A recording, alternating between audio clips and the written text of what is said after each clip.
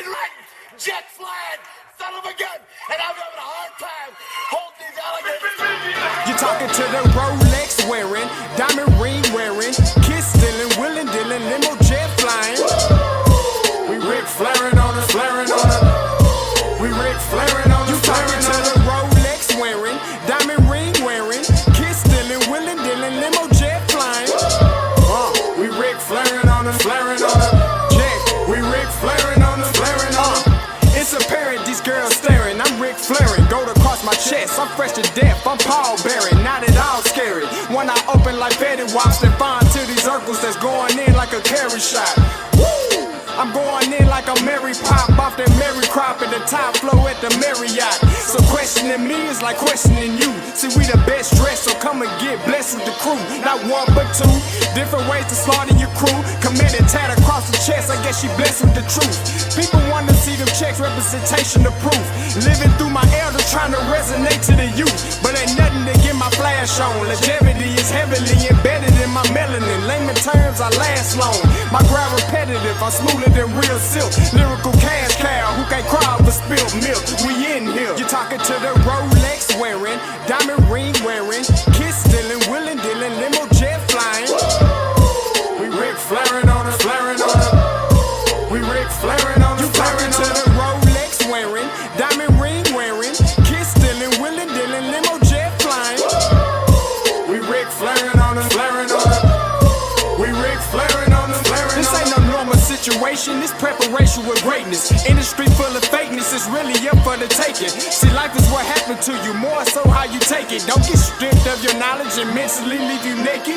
I like to live otherwise. I'm sorry that I'm fresh to death. I put the polo and apologize. See, black son, we ain't nothing like them other guys. Quit to socialize, we organize, then we mobilize. Off the deep end like a scuba diver. And no confusion, just keep it pushing like Uber drivers. Woo! Business fresh just like a supervisor in a Gucci visor. Can't find a smoother rhymer. You're talking to the Rolex wearing, diamond ring wearing, kiss stealing, willing dealing, limo jet flying. We Rick flaring on us, flaring on us. We Rick flaring on us. You talking to the Rolex wearing, diamond ring wearing, kiss stealing, willing dealing, limo jet flying. We Rick flaring on us, flaring on us. We Rick flaring on us, flaring on us. Yeah, DQ baby. Shout out that boy Nigga for that fire track. Hey, Black Sun, sun up. What's up, Vinny Vegas? What in Vegas? Yeah.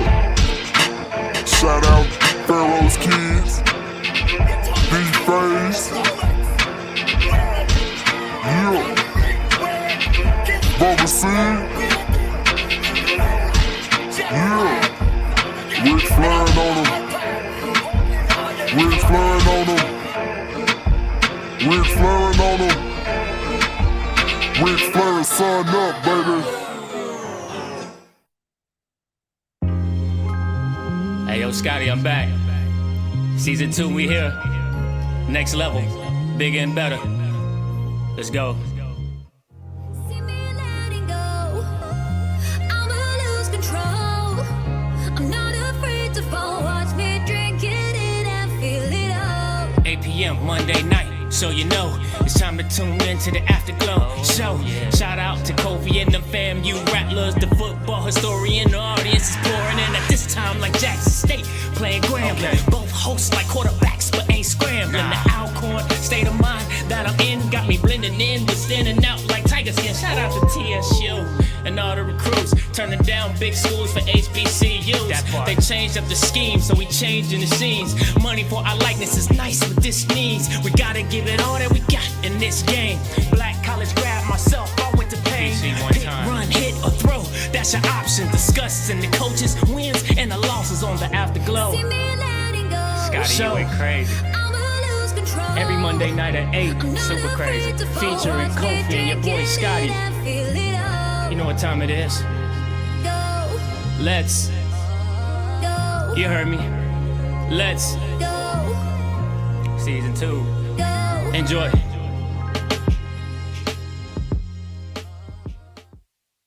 What is going on, everybody? It's your boy Scotty. Listen, we back with another one. You are watching the Afterglow show. Listen, and it can't be nothing. It won't be nothing without my co-host, Kobe Hemingway. What up? What? What up? What? What up? What's going on, bro? Good to see you. Good to be back, man. Good to be back. I love it. Yes, I love sir. it. What's I going appreciate you, man. How are you? I'm good, man. Listen, I'm good. Listen, guess what I did? What you do?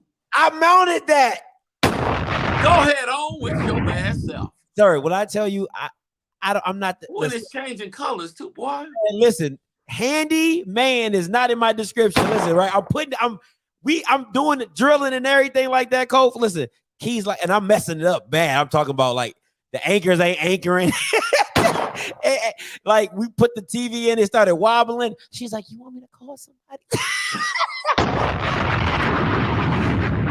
She's like, "You think you just need a little bit of?" I said, "No, I'm gonna get this." I said, "I'm gonna get this." So I'm really proud of myself, man. You better go ahead on with your bad self. That's all right there, and that looked good, sir.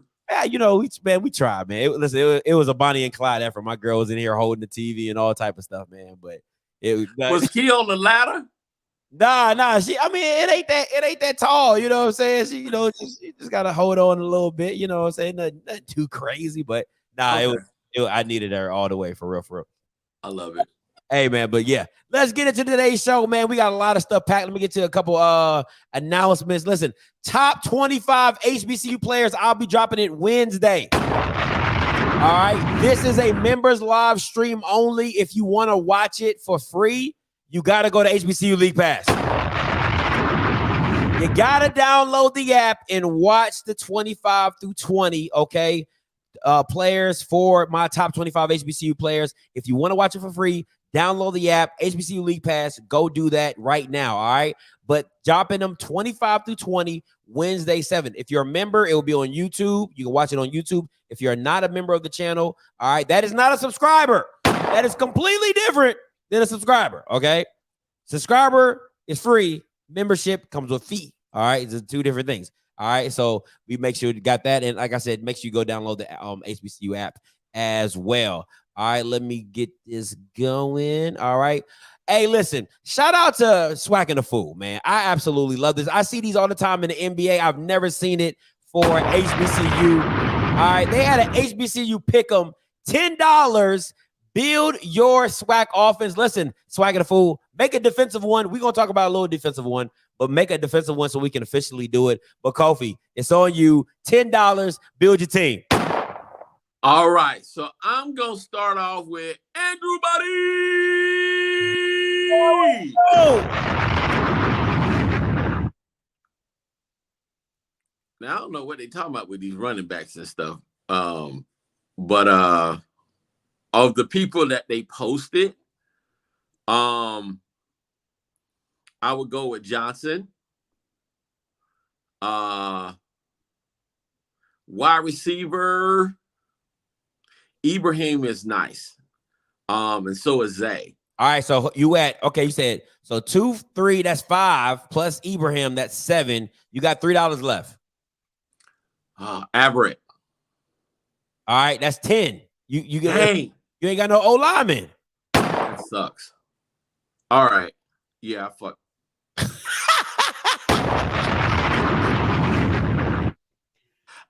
I messed that up. Boy. All right, let me do that again. All right, see how I do it. All right, let me start back. Let me start over. All right, so I'm gonna do Black. Okay, that's $2. All right, I'm gonna do Everett. All right, that's $3. You have 5. I'm gonna do Ibrahim. All right, that's 7. You got $3 left.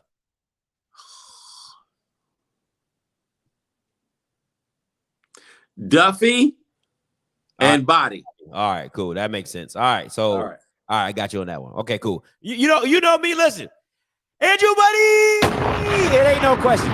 It ain't no question. All right. So let me explain to people this. It's called value picks. Okay, you gotta get more of the value at your pick, right? So number 2, I gotta go Caleb. And listen, I gotta give me a Stug back. Gotta give me Johnson, right?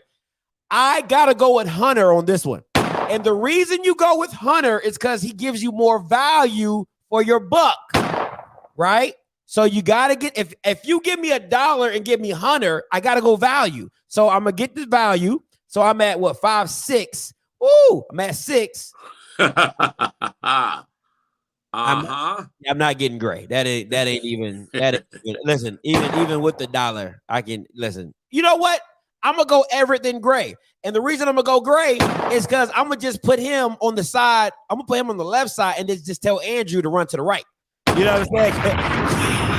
I'd be like, hey man, you know we got gray on your left hand side, so just run to the right. Okay, run to the right. Oh, so you know what I'm saying. So I'm gonna go with I got Body, Johnson, Hunter, Everett, and Gray. All right, Everett and Gray. That's how I'm rolling with mine. I like this joke. Hey, I think P did this. Their producer probably made this. Yeah, that's great. Make it known for defense. Now for defense, how would you set this up, Kof? Because I think when I was thinking about it, I said you go middle, you go linebacker, right? You go DN, D tackle, and then what? DB, like DB number 1, DB number 2. That's how I would do it. For me, I would do tackle first because I believe you build from the inside out. Okay. I would do tackle, DN, linebacker, corner, safeties. So because DBs and safeties kind of interchangeable, but I get what you're saying. So you went D tackle, DN, linebacker, DB, safety. Yep. All right, there you go, Pete. That's your answer right there. That's how you set it up for the next one. All right, we'll be looking forward to that defensive jank. I think that was just absolutely fire. I absolutely love it. Great. Oh, absolutely, listen, man. There are some things in the world that just make me scratch my head, but when white people get a hold of stuff, it really kills me with this.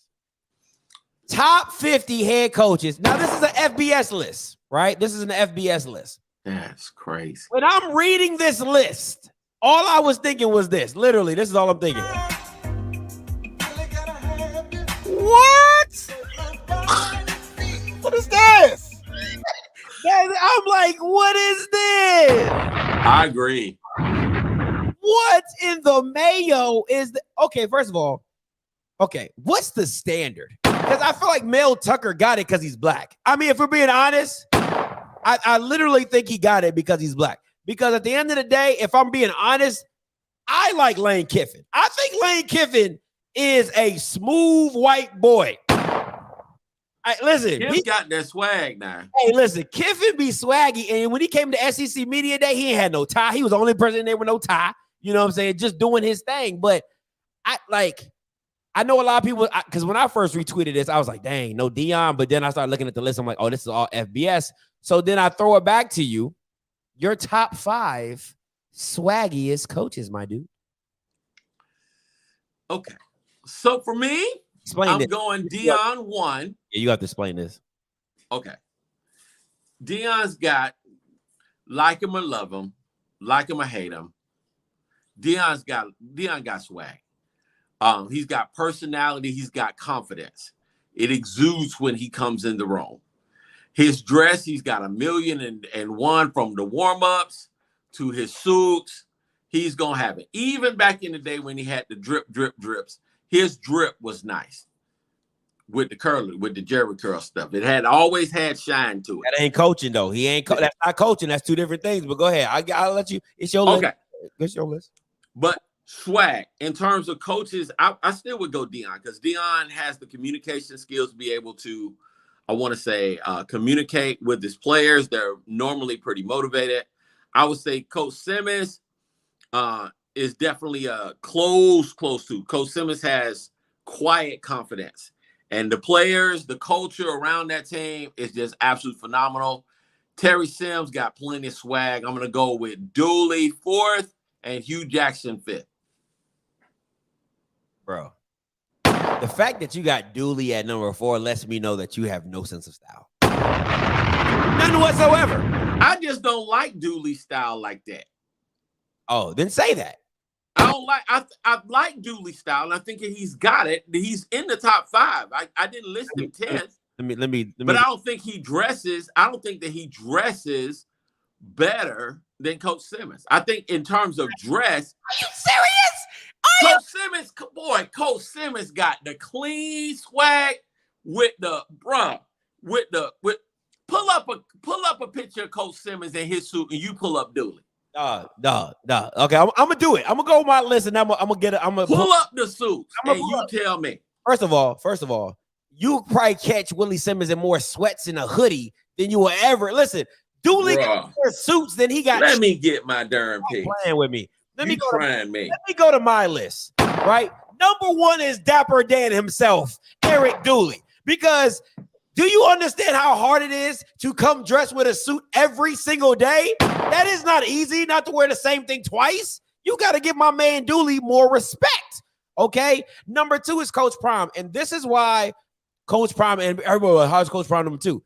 Because he wears a lot of sweats, and it's a lot of hoodies, and it's more chains. It's not really like a dapperness to him. Like, he got swag because he's Dion. It's not really a, like a dressy swag, you know what I'm saying? So if you're talking about like hoodies, sweatshirts, and just casual dress, but Dooley got that just Dapper Dan. Okay, number three is real estate. Okay, Robinson Jr., Eddie Robinson Jr. When he came to media day with that cream, that was clean. That was clean, okay? Eddie George has a very subtle cleanness to him. And people, listen, man. He's classy. He's very classy. And Rod Milstead, okay, look, it is not easy dressing as a big boy. Okay, you got to put some respect on him because, listen, I seen Dawson Odoms. He come with any. He looked like he didn't grab that thing from the men's warehouse clearance section, okay? Like, Leave him alone now. Rod Milstead, listen, he be coming dressed to impress for a big guy, and I got to respect it. I love it. So those are my top five. But number one got to be Mr. Dapper Dan himself, Eric Dooley. All right, stop playing with him, man. Stop playing. I like his style. I like the fact. I get that you're saying that he does it more consistent, but, bruh, ain't nobody concerned about the brands he got on, though. Ain't nobody trying to wear that. When Coach Simmons put on his stuff, people be looking to try to dress like him. Bro, let me Let me just straight up.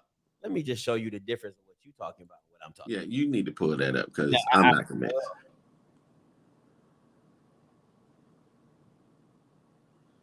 You got to pull that up. Sir, let me just this competition is over. Let me show you how over this competition is, right? I put in Willie Simmons suits, right? That's all because you said he's a dresser, so I just put in Willie Simmons suits. Let me show you the difference between your boy and my guy. Okay, this is your guy. Look at this. Look at this. That ain't the best suit. Come on, man. That ain't the picture. That ain't the iconic picture. Another Easter suit. Let me show you another. That ain't even the picture though. Another Easter suit with just a regular boring. That ain't the picture though. Where else we got? What we give a? It's probably him again with another orange tie. I got to send you pics. Look at this. Because you picking like regular stuff. That's old. That's like 25 years old. Let me show you the difference. You see how my man came with the ascot, with the all red. Stop playing with my man. Oh, we here again. Fashionable. Listen again. Look at it. Got the Gucci one. Bruh. Got the Gucci one. That's when he was all Gucci. Okay. I like the light blue one with the light tie. Stop playing. But other than that, you pulled up some old raggedy pictures. That wasn't fair. I just said Eric Dooley suits, Willie Simmons suits. They're not the same category. They're not in the same league. Coach Simmons, I need to send you some pics. We're going to talk about this some more. Nobody cares about your personal. We're going to talk about this some more. Because Coach Simmons, first of all, it's easy to kind of like get like a blue and gold and make that look good. Coach Simmons has a khaki, a brown. He's got the pocket square with the ties, bro. You talking about none of the pictures that he had. You talking about this khaki brown with Eric Dooley, sir? Do you not stop playing with Eric, man? What are you talking about? That khaki? What are you talking about? What? You see that? You don't what, sir? Sir, you don't see that cleanness right there? He's in my top five. He just don't dress better than Willie. So we need to post this. We need to take this to Twitter. You need to stop, sir. You need to stop, man. This is not even a competition. I can post a poll right now, and Willie probably you'll be the only vote for Willie. Bruh, no, I wouldn't. If you post the right pick, them picks right there ain't gonna get it. It won't matter what pick. You're missing the facts. See, swag is not. I'm not now. Here's what I will say. I like the ascot. I like the interchangeable bow tie. I will give him credit for that. I give him credit for that. I give him credit for that. He don't look better than Coach Simmons in the suit. Sir, listen. Once again, if I put a poll on Twitter right now, you will be the only vote for Willie. Okay. We need to put let's do that tomorrow. I'm gonna submit 2 picks. You submit 2 picks of Dooley, and let's vote. I'm gonna make a poll inside this YouTube. That's what I'm gonna do. I'm gonna make a poll right here. No. We gotta pick 2 picks. Give me my 2 picks. You pick 2 picks, and we take it from there. 2 picks. What I need 2 picks for? You need 2 picks because your picks, the pictures you shows aren't the right ones. Listen, if you dress well, people just know you dress well. Man, I don't know about that. I don't know about that. Let's do that poll tomorrow. I'm gonna submit my 2 picks. You submit your 2 picks, and let's go right now. Ask community who dresses better. Who dressed better, Eric Dooley or Willie Simmons? It's in the chat right now, and I'm gonna do it on Twitter. I'm gonna beat you in both places. I'm gonna beat you in. Come on, you ain't finna beat me on Twitter. Thank you, Miss Sykes. Love my Rattler brother, but Dooley be dripping. Stop playing with Dooley. You picking like 2 pictures. Dooley does it every day of the week. That's why you just can't pick 2 pictures of Dooley. You got 2 pictures. I can't pick this 2 pictures of Eric. I mean, of Eric Dooley. He got like 70,000 pictures of him being fresh. Willie got 3. Like, stop playing. Bruh, you gonna get out my coach. You like a space player. I got a strong. Simmons be dressing, bruh. I'm trying to tell you, be dressing. Listen, Dooley over here with a whole Boston in his hand. You over here like, I got 2 in a possible with Willie. Stop playing. Stop playing. It's not the same, man. It's not the same. Every time Dooley goes somewhere, his theme music, ain't nobody don't pass me. So fresh is so clean. So fresh, so clean. Hey, man, every time he walk into it, that's like his theme music. Every time, you didn't know that? Like every time he walk in the building, like, ain't nobody don't pass me. I'm just so fresh. I thought it was Ice Cream Man. No, come on, man. Come on, stop it. And then every time you talk about Willie is because I got high. You need to stop. I'm gonna get up and go to church, but I got high. You gonna get out Coach Simmons with that. Coach Simmons be dressing. And I know why, man. Because I got high. Because I got high. Stop playing, man. It's not even a competition. I'm about to blow you out the water with this one. Anyway, okay. We'll see tomorrow on Twitter. We'll take it from there. We'll see. Hey, Training Camp recap. All right. I don't have everything, but we'll talk about what we do know. All right. We will talk about what we do know. And get the likes up. Get the likes. And he a noob. And Coach Dooley a noob. You know them noobs is they just different. Man, stop it, man. Come on, man. Stop it. All right. What you got? I know you were talking about FAMU. How was the FAMU training camp? Did you go to the scrimmage? Yeah, I went to the scrimmage. I was able to check it out. And the defense is lights out crazy. And they didn't even play everybody. They're super fast, they're super aggressive. As far as the quarterback battle, which is what everybody wants to see, they held McKay out. Why I don't know. I just think that they wanted to see the second team on the way through. Musa did pretty good. He threw a pick 6 again. But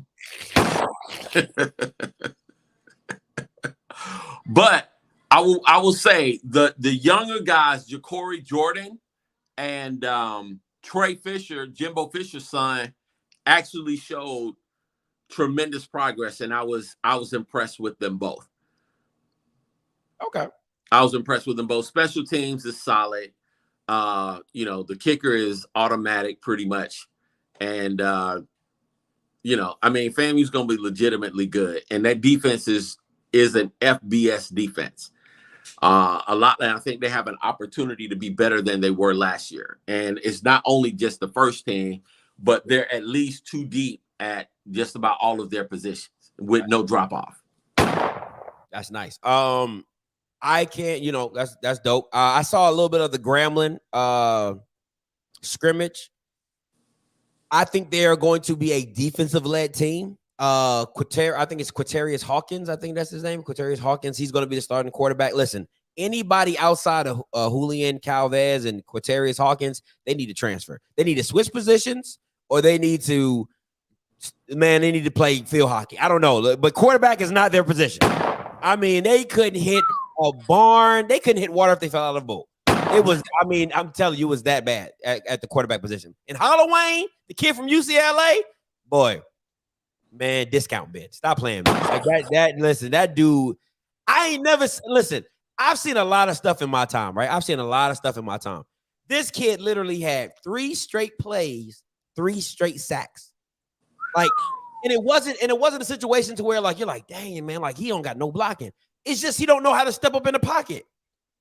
He don't know how to step up in the pocket. Like he just sit back, and the job of the tight end or the tackle is to push them around the pocket. Well, they're doing their job, and he's not stepping up in the pocket. So sack. I'm like 3 straight. Yeah, he needs to be a receiver or something. And I hate to do that with black quarterbacks, but nah, for real, But that seems like that's something right up Hugh Jackson's alley if he's the quarterback whisperer. For him to coach that guy up. So that dude's ears are blocked. Okay. Listen, you can't whisper with somebody ain't listening. Like that dude got nailed.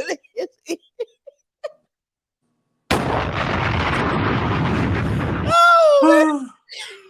Woo! Woo! I'm telling you, man. I'm telling you, bro. Listen. Oh, they gotta listen, bro. The funniest thing in that Grambling scrimmage, they got a backup kicker, right? Right. So John Simon, the offensive coordinator. He was calling plays, taking shots to the end zone because he was in field goal range. So he just wanted to take some shots. So he brings out the kicker. The kicker missed it. He called John over, and now he's mic'd up. Now he was mic'd up doing the scrimmage. He's like, "Hey man, don't break him back out no more. We know who our kicker is. We're not kicking no more." He's like, "He's not it." Bro, you talking about dying laughing? I was rolling on the street. Man, listen, that kid Faison, the freshman. Oh, he gonna be a problem. Okay. Maurice Washington gonna be a problem. I see more of him. They said more about him in practice, but Lamborghini Williams, hey, listen, that boy is legit. Okay, so I think they're gonna be a basic. Somebody said sign language. So I'm sorry. Let me bring this up. Somebody said sign language. Hey, I think they're gonna be a run first team. And they're going to base it off of the run to pass. You know what I'm saying? Because they have a stable of running backs that can get the job done. So, yeah, but Faison looks good. The defense looks really good. I listen, man. I know you're a Christian, man. You don't bet. I'll make you a friendly wager. I will buy you a Guthrie box that I think Sandata Anderson will have a better year than Isaiah Lamb. I say that right now. I'll make that bet with you, a Guthrie box dinner, right? That Sandata Anderson from Grambling will have a better year than Isaiah Lamb. Okay, bet. Because I think that kid is the truth. He's just too. I think Sandata. That's a good bet. I'll take it.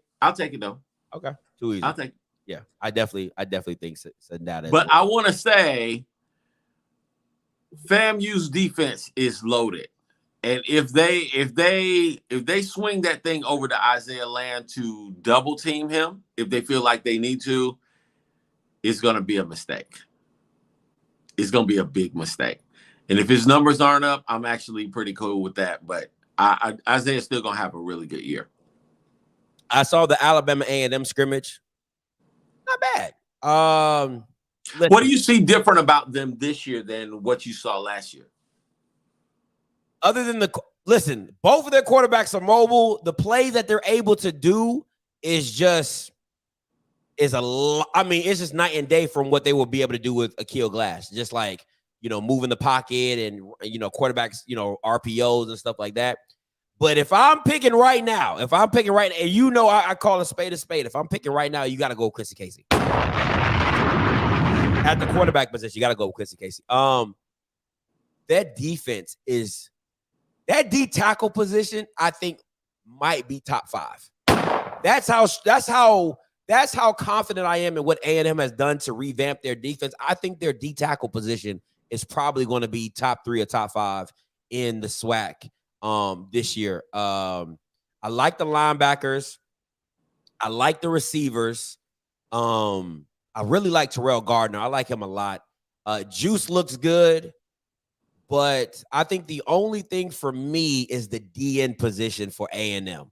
Do you have a guy that can make a play on the DN position? The O-line isn't a world beater, but I think they're good. I think that, DT and Coach Maynard and Coach Mai, they can come up with some stuff to move the line and get them in a winning position. But I think that for me is that DN slot. Can you find somebody at the DN to go make you a play? In that. Jackson State, from stuff that I heard, stuff that I've seen. I think you're okay. let me take this down because I want I think what people need to be expecting is they're going to try to out formation you. And what I mean by that, and I'm gonna probably have a film breakdown because you're going to see a lot of bunch sets, trip sets. You're going to see a lot of that type of stuff with this offense. So you have to have very good eye discipline. I still think that center position is a weak point. I think the guards are a little weak point as well. Me and Blue disagree on this one. I think the guards are still a weak point, but I definitely know that center is a weak point. If I was anybody in the SWAC, I'm not scared of your front. I'm not scared of that front 4. They did not replace James Houston. I don't give a damn what Deion says. I don't care what you hear Deion talk about. They did not replace Antoine Owens, and they did not replace James Houston. Them 2 dudes by themselves, and Coinus Miller, them 3 dudes. This will probably be the easiest block front you've seen from Jackson State. They're not those guys. I don't care what nothing Deion says. From what I've seen, they are not those guys. They're gonna look to out scheme and out coach. They're gonna still try to get the numbers up on different odds and blitz like crazy, which is going to be their calling card. And we'll see if the SWAC has adjusted. We'll see. Blue says the center is the best O-line on the team. I don't agree with that. From what I've seen, that unless the D tackle is just that good, he could just be that good. You know what I'm saying? I can't take nothing away from that. He could just be that good. But when I don't want to get too deep into it, but I'll just leave it at that. We'll see as the season goes, Blue, who's right and wrong about that one. What else? I think that back end is legit. Listen, when you take, and people can get mad, when you take Shiloh out of that and you put Higgins, he just moves at a different speed. He's not a clean your clock type of person, but he's a solid tackler. He has great speed. He has great recovery. I think you're going to see a very solid back end. But I think where Jackson State is going to be in a problem is that they won't get that same James Houston type of pressure. You see what I'm saying? So you're going to have to blitz more. You're going to have more isolated matchups. And I think these guys are easier to block one-on-one than they were before. I think the best player on that front line is the D tackle, from what I've seen. And then on the back end, I think they're going to have a solid back end. I don't think it's just going to be like all world beaters, but they're definitely going to be solid. Yeah, I think their defense is still going to be obviously legit. They also have an FBS defense for the most part. So they're going to have more speed and power than probably just the average FCS defense, a mid-level conference defense. So until somebody breaks them, It's just going to be interesting to see how people are schemed up against him and what adjustments the offenses have made over the last 6 months or so to combat what Jackson State throws at them. So we're going to see. Absolutely. I want to get some. If anybody wants to call in today to talk about any scrimmages they've seen, let us know. We would love to see what you saw at some of these scrimmages. And don't forget to go to your school's fan day. FAMU is coming up this weekend. South Carolina is coming up this weekend. So make sure you guys go out there and support your team. Go out there and meet your team and things like that. I might be staying for fan day. I'm still deciding that because I'm still deciding, but we'll see. I'm still deciding that. All right, next up, HBCU spotlight for NFL. Let's go. You got Jacoby Durant, you got Jatari Carter, you got my boy from Dallas Cowboys, Marquise Bell, you got James Houston. Anybody you want to specifically talk about? Let's talk about all of them because they had games this week, and it was the first full week of preseason football. And, obviously, I think everybody performed well. Obviously, I was keyed in on Marquise in particular, and I thought he had a good game. What do you think? I think Marquise is better around the line of scrimmage. I think he's not afraid to mix it up. Yeah, I think for me, right, and Dwayne Sweet tried to tweet me on. He didn't try. He did. He added me on Twitter to talk about something like, oh, you said this is what I said about Marquise Bell, right? And I want you all to see my face because I don't hide from anything. I said Marquise Bell from the games that I watched was not an impactful safety as people kept making him out to be. He was a very solid player. He has great measurables. He does all the little things right, but he just wasn't impactful. And for me, when I say impactful, I like ball hawks. I like people who take the ball away. I like people who can, have a wide range of cover. So that's just my preference. I think he's a great in-box safety. Anything in front of him, he is a problem. He gonna tackle you. He gonna knock you down. And I think that's just something that the Cowboys need because safety has been an issue for us for so long. That he's just a solid tackler. He can cover the best tight end. Like that's the stuff you need from a guy 6'2", 6'3", 220, 215 who runs a freaking 4.4. You know what I'm saying? Like you need that, and that's what I like. You know what I'm saying? So absolutely, if people want to, that's what I said about Marquise Bell. That for all the hype he was getting, it didn't show up on tape. But he has the measurables and he has the speed. But go ahead. I think, from a rookie standpoint, your game is incomplete anyway. So, if you got good coaching around you, especially as the what's the Cowboys defense coordinator, the guy that used to coach the Falcons? Dan Quinn. Yeah. He's with the right guy. That can, I want to say, build his skill set and develop him to be a much stronger safety. I think he's going to make a bigger jump from year 2 to year 1. From year 1 to year 2. If he could be Cam Chancellor for us, that would be amazing. And that's really what we would need is a Cam. If Marquise Bell can be our Cam Chancellor, we're good to go. You know what I'm saying? And we find a free safety that can play over top of him like our Earl Thomas did. You can't just find Earl Thomas anywhere, but anyway. But absolutely, that would be freaking amazing. Let's talk about Shamar Bridges. Wide receiver out of Fort Valley State had an amazing afternoon at the Ravens game against the Titans. Had I think he was the leading receiver for the team. 4 receptions, 62 yards, and a touchdown. Man, listen, big play guy, 6'4", 6'5". I had him on the channel. Shout out to his coach, Coach Wade. He's at Delta State right now, but he was his wide receiver coach at Fort Valley State. And he told me straight up, he said, Scotty, I got one. He said, I got one. He's an NFL guy. He said he's going to go to the NFL. He's going to make waves. You need to talk to him. And absolutely, he saw it before anybody else did. So shout out to Shamar Bridges. He had a wonderful game. James Houston. He looked okay. He looked pretty good. Yeah, he's a good player, man. He can play. Listen. To me, his money making is going to be on the DN position. I just think he is just too gifted as a pass rusher to not be impactful as a defensive end in the NFL. And I think where the league is going, with space and, more smaller defensive guys and quickness and stuff like that. I think if he gets a little bit of power, if he can hold the edge and he can hold a line while he does what he does, I think he'll be amazing. Anybody else you want to bring up? No, man, I think that's it. What's the man from Jacoby? Yeah, I think he had 2 tackles. He played really well. He had 2 tackles. So, obviously you have limited time out there. You have to make the most of the time that you're out there. Absolutely. But I think he's definitely made the team. I think he's a lot for the team. I think that I don't see them cutting him, ahead of time. So I think we've got a good crop of HBCU players this year, man. I think it's going to be good for Black college football overall. I just want to see us again take that leap this year.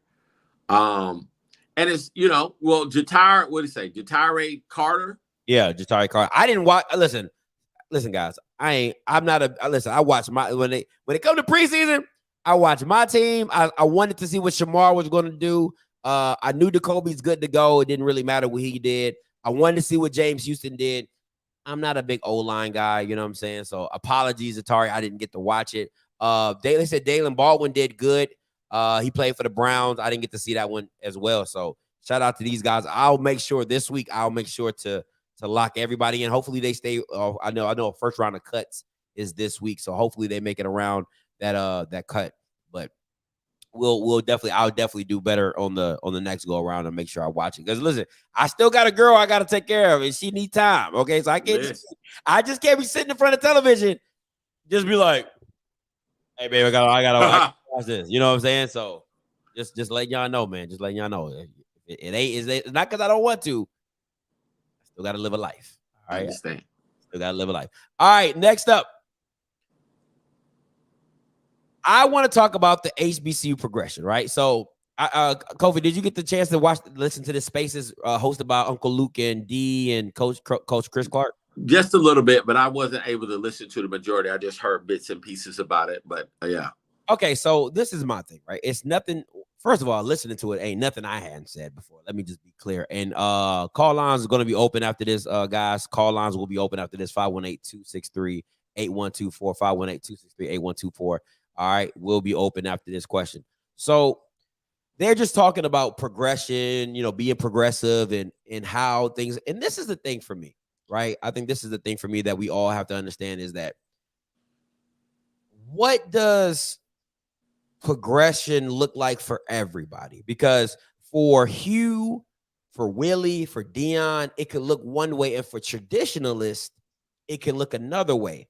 And I think that's some of the disconnect that, the traditionalists and the newbies like me and Dion, even a little bit of Willie Simmons, just because he's from Clemson or whatever, and Hugh and all them, is that, we have these, as they call it, wild ideas of where HBCU could be or should be. And then you have traditionalists holding to what they believe and saying, hey, we're fine where we're at, just add a little tweak here. But Kofi, you've seen it, you've been in it, you've been indulged in it for a long time. What does HBCU progression in the sport look like for you? Progression for me, the goal is to win the game. The goal is to win championships, to get hardware. And in order to do that, you need a strong infrastructure. You need a strong administrative support, and you need the right people in position with your athletic staff that can ensure the success of your athletes by providing the right facilities and providing the necessary resources for them to have championship-like success. And the thing is, money is not everything, right? We see that because the University of Texas, nobody brings in more money than them. Nobody has a bigger budget necessarily than a Notre Dame, but they don't have the championship hardware that goes along with that. So for me, the HBCU progression is winning championships, beating other PWI teams on a consistent basis. That's in every sport. I want to see, and I believe that women's basketball can make that leap. I believe football can make that leap at the FCS level. I believe that we can do it even with baseball. What it takes is just really the right infrastructure and, you know, when you're successful and you're bringing home hardware, it's a big deal. So let's say football championships, basketball making Sweet 16 and beyond. We still haven't had an HBCU team to make the Sweet 16. I think it's possible, but you have to put the money in. You got to put the infrastructure in order to see the dividends for your investment. You know, and those are all great points. You know, you do want, this is okay. I'm gonna go forward to go back. And this is my issue with people who have a lack of understanding of playing PWI competition, and I'm not even saying Power 5. I'm talking about FCS, you know, high level competition. Most of the black awards in college football are named after HBCU players. And then they just added a new award for the best DB, which is named after another HBCU player. So to me, it shows you the standard of excellence that HBCU football was and what they were, because you're not getting that just by beating your mom and dad down the street. What's up? But they clearly don't respect HBCU football right now. I mean, it is abundantly clear from people that are outside HBCU football that they really have little to no respect for HBCU football and what the products that we're putting out there. Why? Hold on. But why should they, if the way you've seen yourself is second class? You've treated yourself second class. You've seen yourself second class. You don't aspire to go out and beat anybody because you're just like, oh, we're good doing. So why should I respect something that you don't even respect? And Dion even said it. He said the only time you guys come out, and I said this, HBCU fans are not football fans. He said, we go play Southern. It's packed. This is Dion, not me.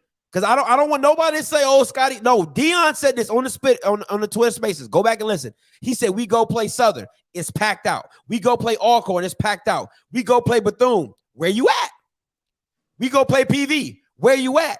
So he said, that lets me know you don't care about football. You care about tradition. You care about the party. You care about being seen, but not about the actual football. So if you don't care about it, why should they? Go ahead, continue. No, that's real. And this is how you build a program. I remember when Bobby Bowden came to town back in the 70s. Those Florida State fans, they came to Doak Campbell Stadium week in, week out. It did not matter who they played, they were there. And the fan base grew. Year by year, it grew a little, it grew a little, it grew a little, grew a little. And they finally like, hey, we need to expand the stadium. They expanded the stadium. Then they were like, oh, we're winning now. They expanded it again because of the need. But that began with the fan buy-in of what they wanted to see. They were tired of the University of Florida beating them. They were tired of the University of Miami kicking them to sleep. And they were like, look, we can do this. And they committed to putting together a winner. Even if you look at the University of Central Florida, you know, they literally just came on the scene in the 80s from the Division II level. Because their fan base was committed to seeing them win, they now have a fan base that shows up week in and week out, irregardless of who they bring into Orlando to play. They got a new stadium with a whole what do they call it? The lazy river around the state. That's I'm dope. like, bro, That's dope. You know, they're committed. And quite frankly, if we're willing to accept the truth, we're not committed. We're not as committed as we need to be, which is why stuff has been as dysfunctional as it has been for so long. If we really, really cared, the level of incompetency that we've had with our athletic programs would be null and void, because we would be involved with our dollars, we'd be involved with our voice, and the necessary changes would have been made by now. You know, I was like, holy moly, I've talked more about President Robinson this year than I have at any other time. I was like, holy moly, like, bro, how long have we been asleep? I think let me open these call lines up, and so I don't want to interrupt you. You are the only participant in the conference. All participants are muted. This is my thing, right? And I wanted to say this, and I'm glad you brought up infrastructure in this. I'm going to play a clip, and then I'm going to, because I got to give Coach Green a lot of credit. Coach Green always would come on here, even though all the foolishness in the headache hour. He would say, Scotty, but you're overlooking the presidents. Scotty, but you're overlooking. He would just keep telling me that. I'm like, commissioner. And I knew that he couldn't move without the president's consent, but I never gave them the same energy that I gave the commissioner. And I'm going to play this clip, and then we're going to get back to it. So let me play this real quick. Have any doubts. This is a very honest and a transparent man. It makes hard decisions that aren't always popular. Our first encounter, you made a decision that I didn't like. I really didn't like, and I was mad. But you came back and you said, this is why I did it. Let's work on some other stuff down the road, and I could appreciate that. Well, I do want to say this, Yeah. and there's been some information that has been out there about our schools are 100% on the same page. My role and job as conference commissioner is to carry out what our schools say carry out.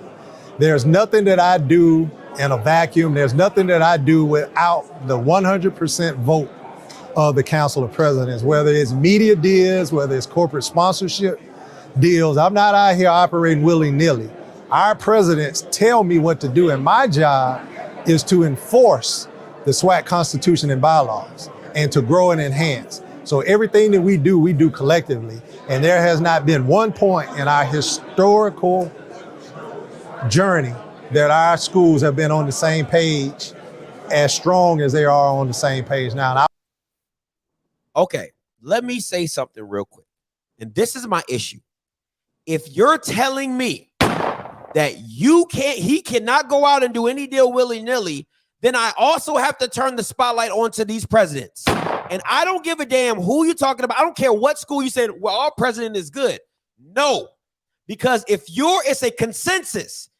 Everybody has to be on the same page for him to conduct the deal. Do I believe that everybody cares about the deals that he's constructing? Absolutely not. But I would tell you one thing. If I was UAPB or if I was Valley, you're going to have to show me how I'm getting money, because I'm not going to continue to sign off on deals where the top bloods get all the money and we're sitting here scrounging for every bits and every crumb and bits and pieces and things like that, because it doesn't make sense. Because how can you're talking about sponsorships? How can Jackson State get a sponsorship for Pepsi, but nobody else can? So that means somebody had to, because this is it doesn't make sense to me. You have Jackson State, and listen, I'm not downing Jackson State for what they're doing. I think they're doing everything they're just supposed to do. Get your money. American Airlines, Pepsi, all that. But where are the other programs supposed to get it from? And why are they signing off on deals that they don't know fully percent if money is going to come their way? These presidents need to be checked. Go ahead, Kof. 155,000-ish million%. It's a shame, man. And so I want to say, even the FAMU, I sent you I want to say the review, the presidential review this year that the Board of Trustees gave Dr. Larry Robinson. And I'm sitting up here like, what in the world were they looking at? Okay, obviously, all of that stuff that they did in regards to the academic performance of Florida A&M University was good. It was great. But there was no evaluation based off what I read, unless somebody saw something else, that graded him in regards to athletics at all. It's not a priority to our presidents right now. And because it's not a priority, they don't understand the business of athletics to the point where they even know what to request or demand from the commissioner. My issue is this, right? Because Mr. Campbell said, what do you think about the SEC and that, Vanderbilt and all those? Listen, at the end of the day, they all got to vote to get in. And then, but see, this is the difference. They're all getting paid off of everybody coming in. You might not like that Texas and Oklahoma are coming, but you know a check is coming with that.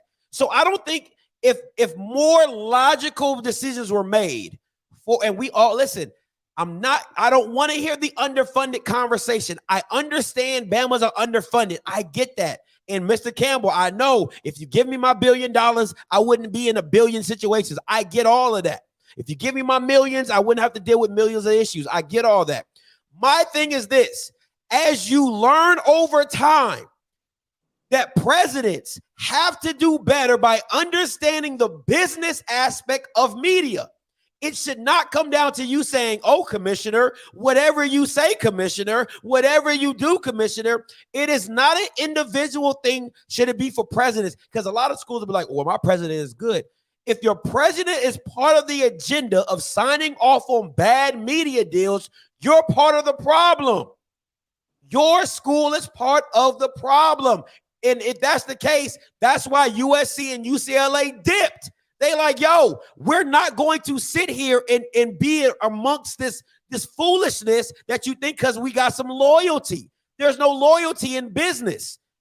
It's the same reason that, Willie said it on the spaces. He said Hampton leads for his own good. No, NCAT leads for his own good. And then they turn around and call them sellouts.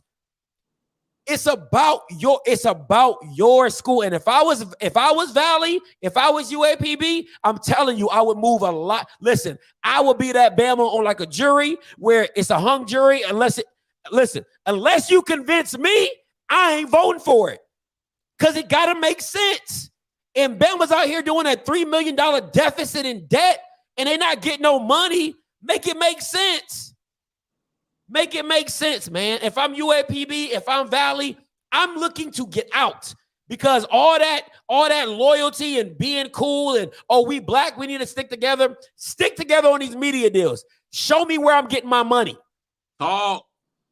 You got anything to say before I go to the phone lines? No, man. I mean, we just have to do better, but it's not going to happen until we demand better from our leadership, and that begins with our president. If they're not bought in, nothing is going to change. And here's the other thing that we have to pay attention to, because this is an election year, right? So who we put in the seat as governor matters, because, especially in the state of Florida, because those are the people.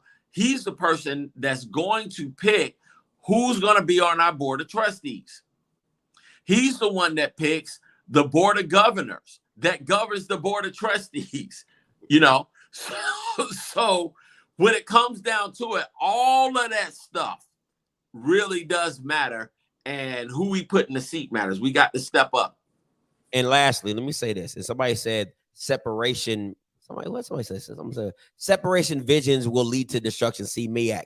No, lack of vision leads to destruction. Go ahead. No, go ahead, Coach. Let me say this about the MEAC. Because as long as that conference is together, they have a clear definition with their schools. Say what you will, when the U.S. News and report comes about the top HBCU schools, most of the top 20 is going to be MEAC schools. That's one.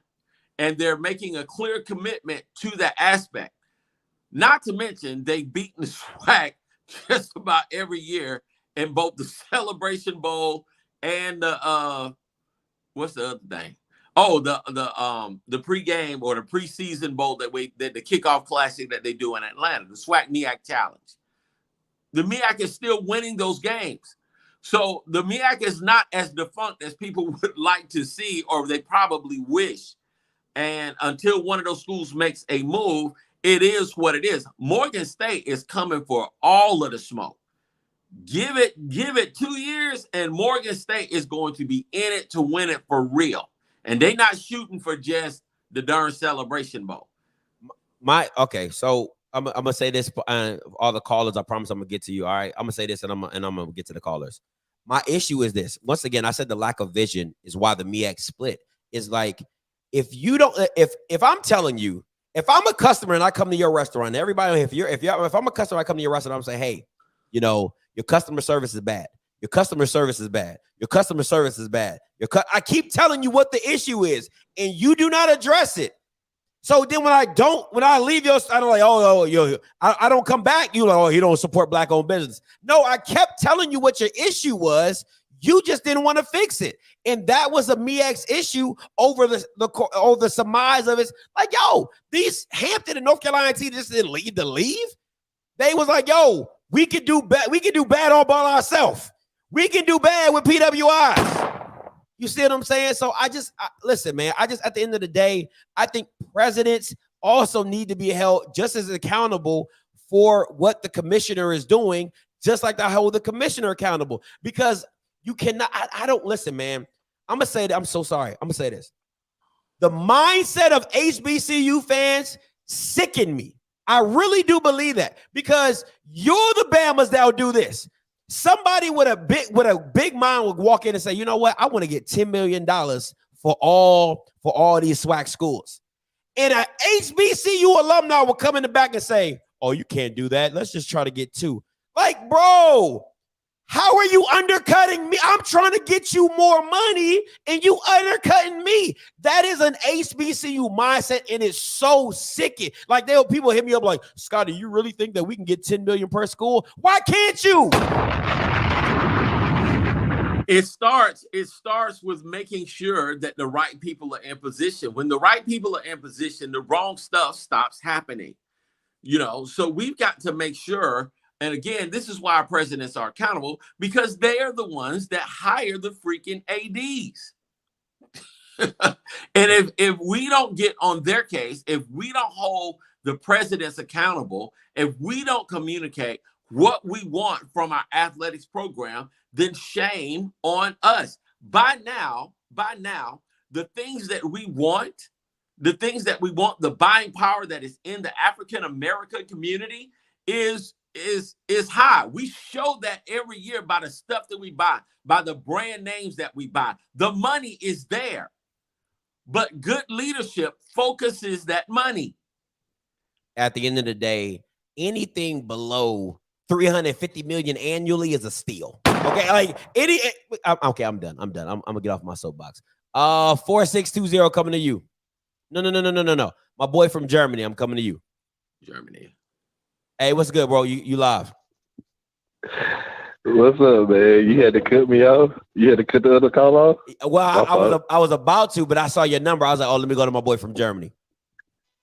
Yeah, so this is an interesting topic, bro. And this goes back to a show that you had before, a couple of days before, maybe like a week before, where you was talking about the HBCU progression. Like, think outside the box. Like a HBCU super conference, where you can make a mega media deal, where you can get a deal with Fox. ESPN ain't working with nothing. Like, Fox ain't finna do it. I'm gonna tell you that now. Fox ain't finna do it. That's hey, like the stream, because Key's about to come in here and do a commercial. So like the stream. Stop playing for real. Oh yeah, y'all like the stream. I definitely like it every time. But no, like HBCU super conference will work. Get A&T in there. Get Tennessee State in there, get Hampton out of there, and they can do a media deal on their own. Like you said, they can get their streaming rights and then be able to sell their own rights to everybody else. Like you mentioned in your other stream, like I said, like a week ago, they can do all of that, but they're not doing that. So I applaud what Dion said, because it's true. Be progressive, man. Like, come on now. Like, what are we doing? What are we doing? That's facts. You know what I'm saying? But hey, appreciate the call, bro. I don't know. JB coming to you. Hey, what's up, JB? You live. Gentlemen. I'm looking forward to calling in, but I just got a headache because the buzzword super conference came in again. Folks, 3 words, let it go. Both commissioners have already said it's a non-starter. Leave it alone. My goodness, it's embarrassing. Besides that, thank you for talking about what we're speaking about again with the growth and stuff like that. And Scotty and Kofi, three of us, we've been saying the same thing, seems like for months now, about investing, about taking our schools seriously, about taking athletics seriously. But I also want to go to something that I think Kurt Erkstreet said.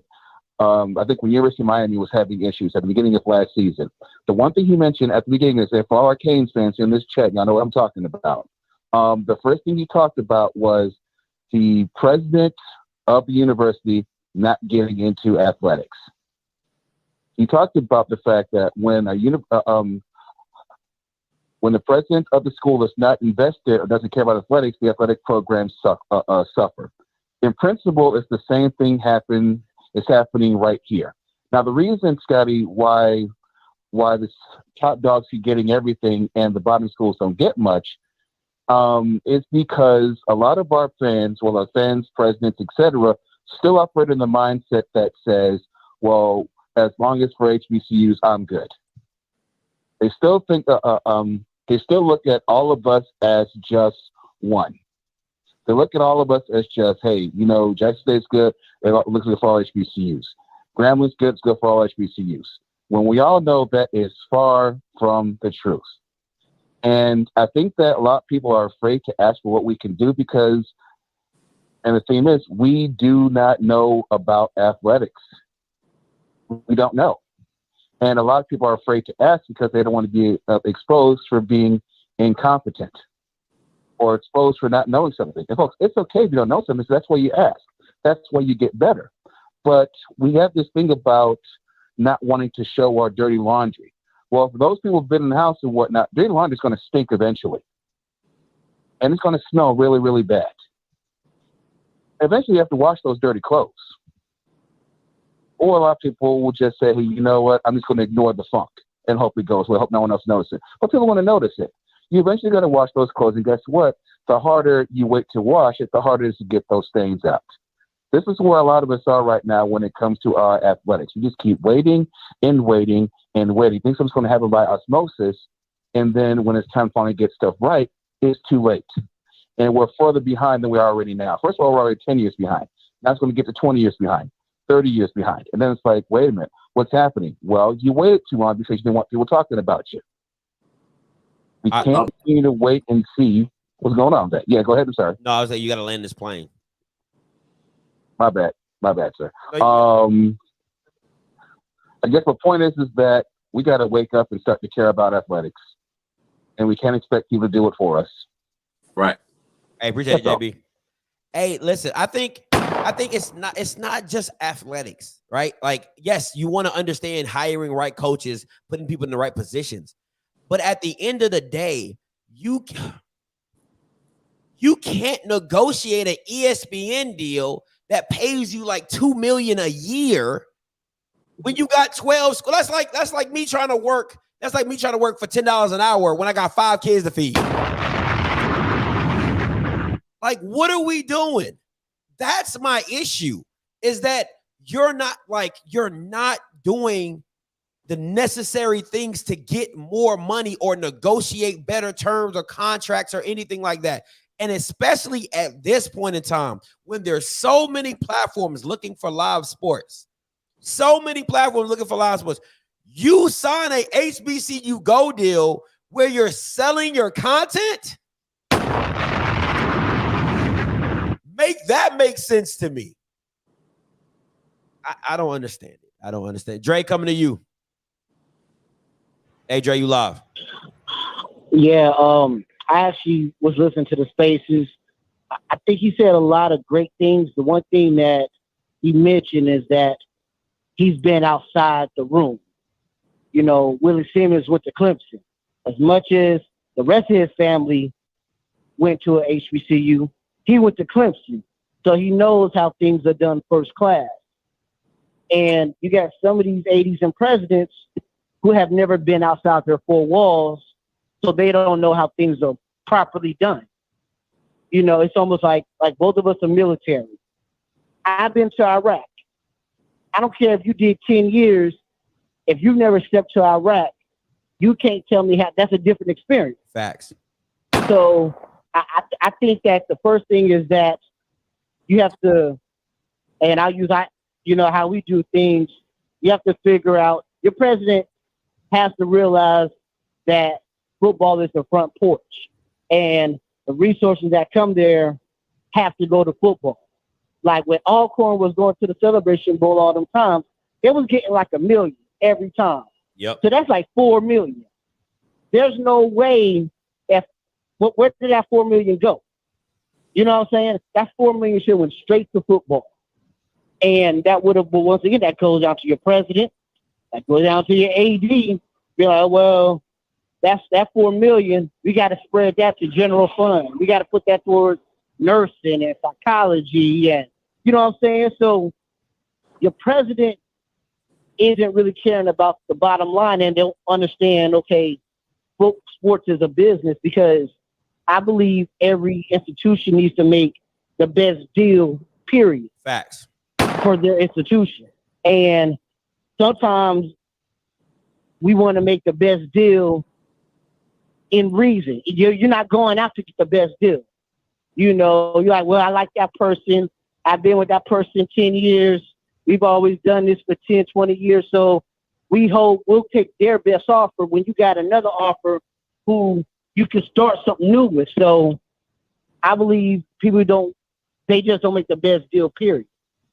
So, but it definitely starts with the president, starts with the AD, because they got the best programs, the president and AD are in sync. Facts. Hey, appreciate the call, Dre. Hey, man, what is this, man? Like, what, like, it's the self-sabotaging for me. Why should people take you seriously when you're self-sabotaging your own programs? Why? Why should I take you seriously when you're self-sabotaging yourselves? But when you don't have anybody, again, this is where you don't have any checks and balances with your alums or with your supporters, and your president gets to do what he wants to do without anybody questioning him. It's ridiculous. It's like you, sir, are a public servant. You're getting paid to serve the state of Florida, the students of Florida A&M University, and the alumni who give you money. You know, so when your alums and your supporters ask you a question, you owe them an answer. You owe them an answer. You owe them the decision, or you owe them a response regarding some of the decisions or lack of decisions concerning athletics in particular. There's the reason why HBCU athletics has been behind the 8 ball is due to a lack of commitment, which comes from a lack of leadership. The communication gap is just too wide. And, it's kind of like, when people sleep, stuff happens. We've been asleep at the wheel too long, and it's time to wake up. This is my thing, right? What JB said. See, you couldn't have been on the spit because you're the same school or whatever, whoever you rock. I think you rock with Jackson State. Dion was saying, hey, even if he said, at least we're lucky enough to have a 60,000 seat stadium to recoup a lot of money that we don't get. A lot of these stadiums are 15, 10, 12, 20,000 people. So even if you sell out, it don't even compare to what a Jackson State might bring in with a 50K or 55K audience. And let's be real, you're not selling out every game. You're probably selling out homecoming in your rivalry. So at the end of the day, what money are you really bringing in? What money are you really? You think Vanderbilt sells out every game? Like, let's not play. It's the big brands that usually sell out, but not every game is sold out. Not every game.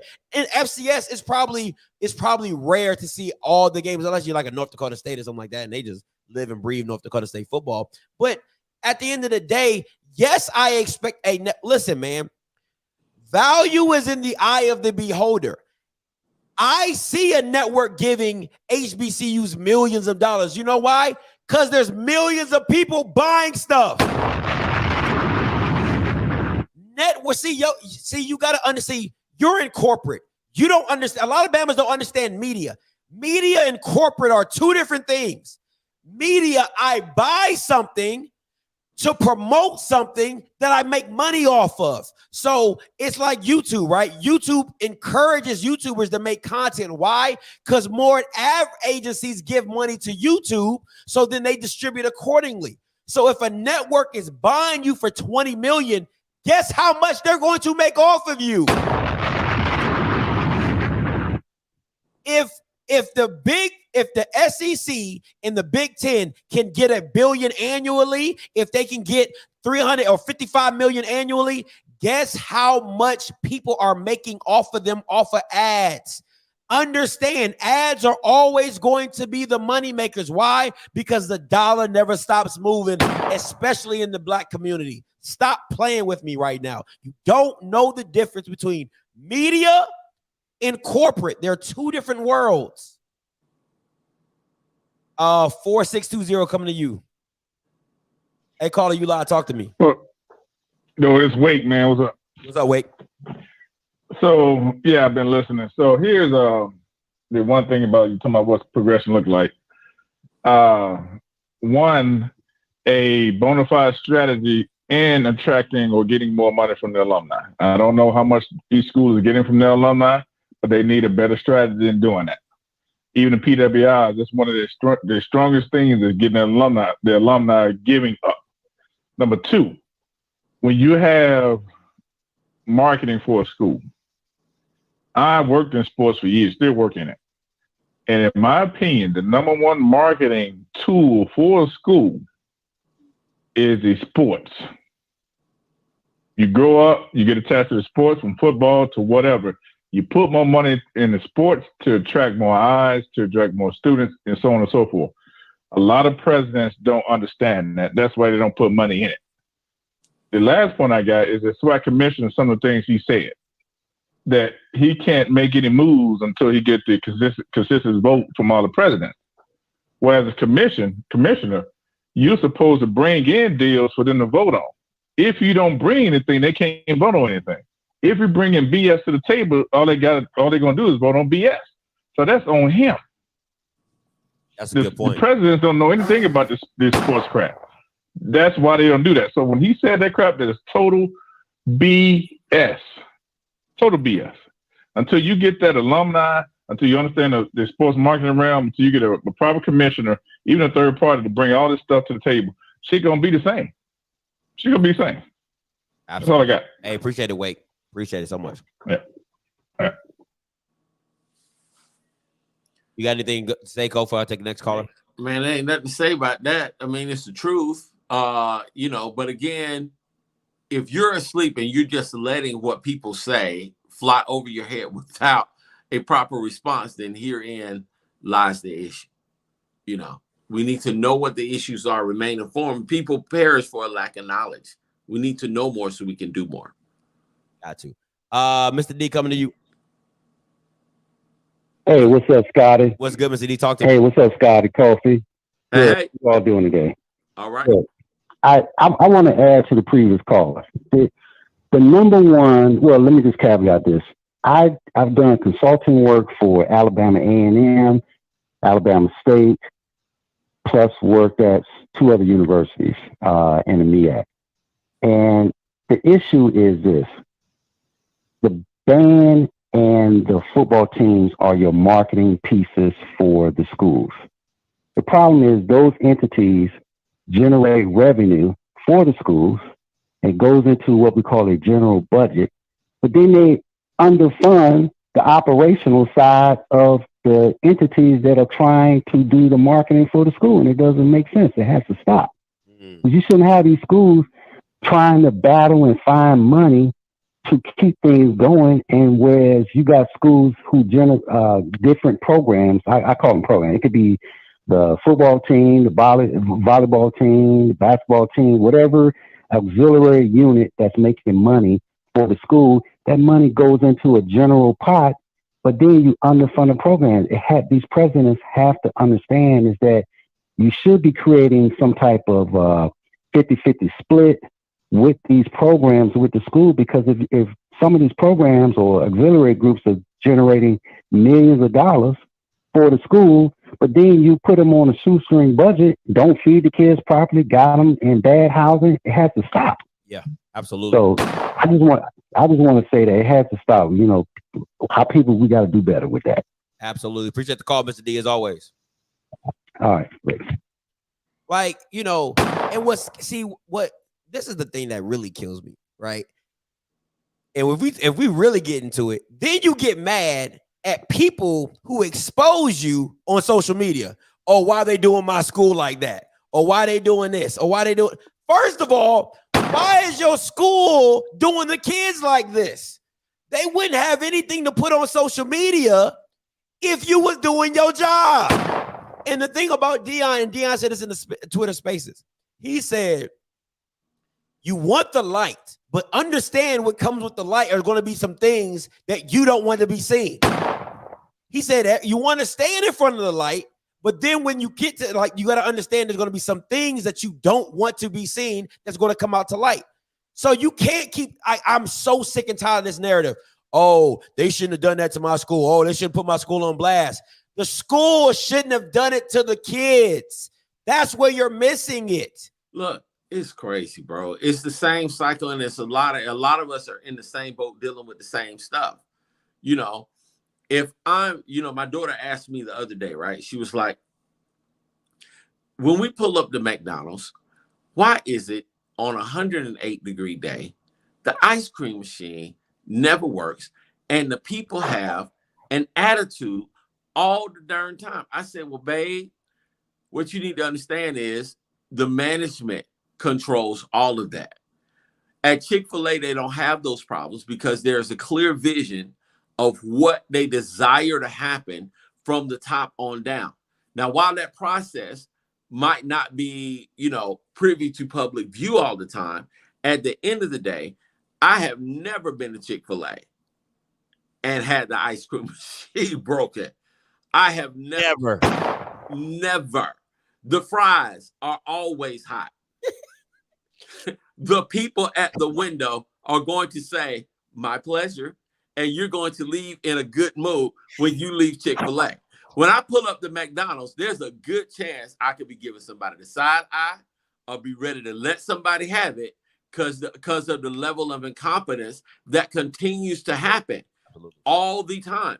You hire the right people and you demand excellence. Now, I'm telling you this. So when I lived in Atlanta, over in College Park, they had a McDonald's that was A1. They had people greeting you at the door. All of the employees were smiling. I mean, just great answers. I was like, what in the world? Like, you guys are the best McDonald's I have ever seen. It's like, sir, our manager doesn't play, and he makes sure that we do what we're supposed to do. Mm-hmm. My point is, you hire the right leaders so that you can get the right results. There's no reason why our financial aid department has been incompetent since forever, ever. You know what I'm saying? It's like, what, they still have a job and you still over it. Why isn't there a turnover? Why don't we have better quality people in there? Why hasn't that system been fixed? It's because we're not demanding it. And that's the issue. My thing is this, right? With the whole, oh, don't put my school on blast. I feel like it's like if a girl is dressing provocatively, right, or sexy, and then a guy touches her inappropriately, that's like me blaming the girl for dressing pretty. You're not blaming the guy who did the act. You're gonna blame the person who dressed. So you're gonna blame the kid for putting your stuff on social media when you're the one got cockroaches in the room.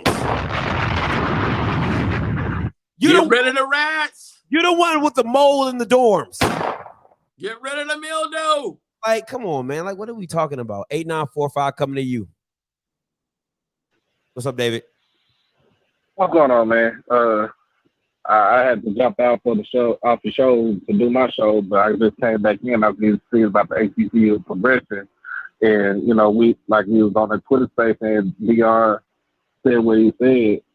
Like you said, it is time to call these schools out. It's time to call out these administrations and put them on blast because, hey, you're not doing right for my, you're not doing right for these kids or my kid that's going to your, that's going to your institution.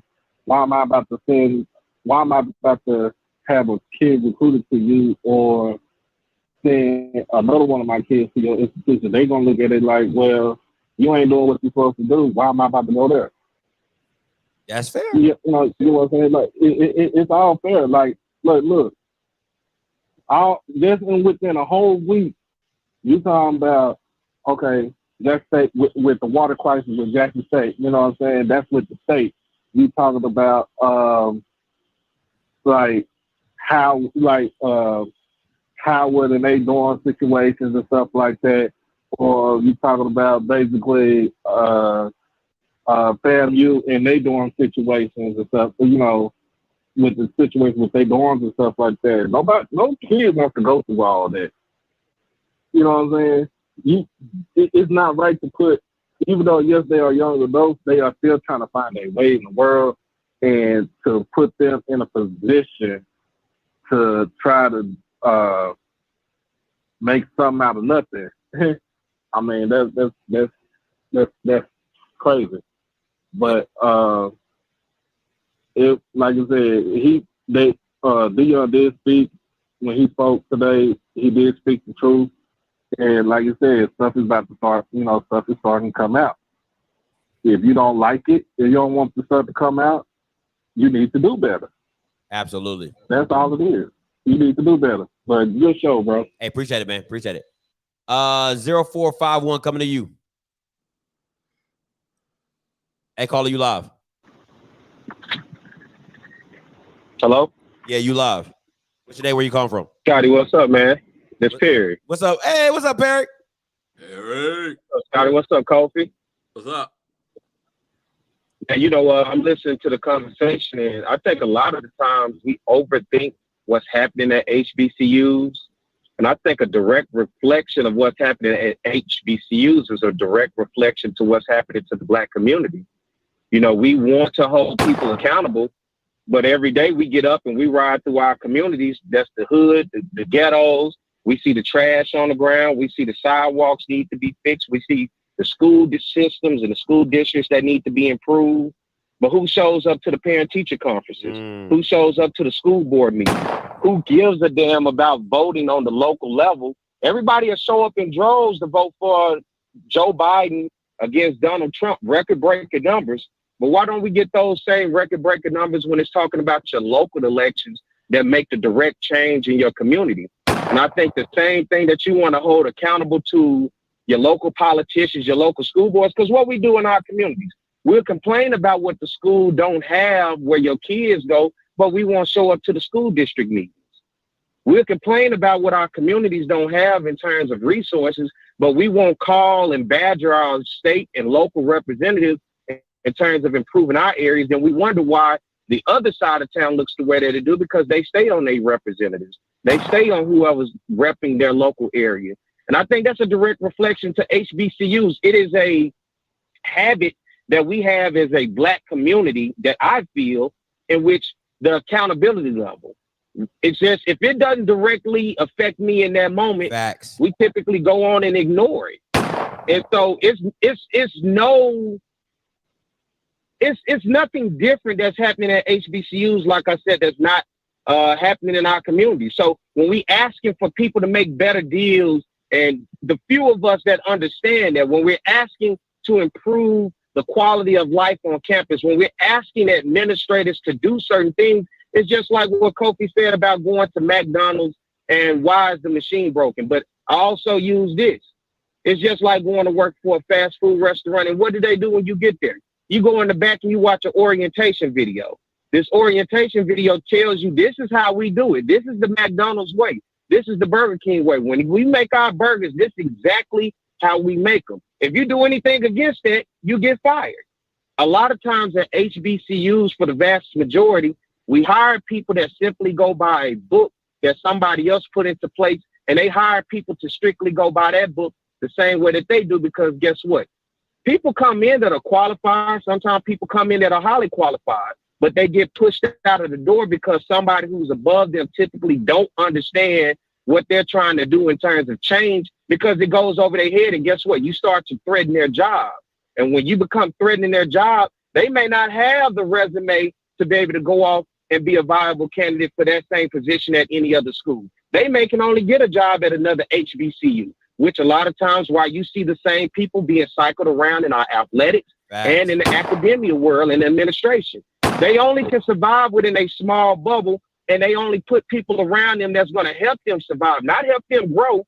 They want to put a flag in the ground and stick there and stay there and get the paper, get the retirement, because there aren't a lot of jobs, let's be quite frank, in terms of African Americans being able to go out and make the type of money that these administrators are getting when they're posted up at these HBCUs. And so when they get these jobs, you think they're trying to leave them? No, they're going to get the people that's around that ain't going to threaten them and not going to push them out or be over their head about anything. So they typically go out and hire people that's going to kiss their ass.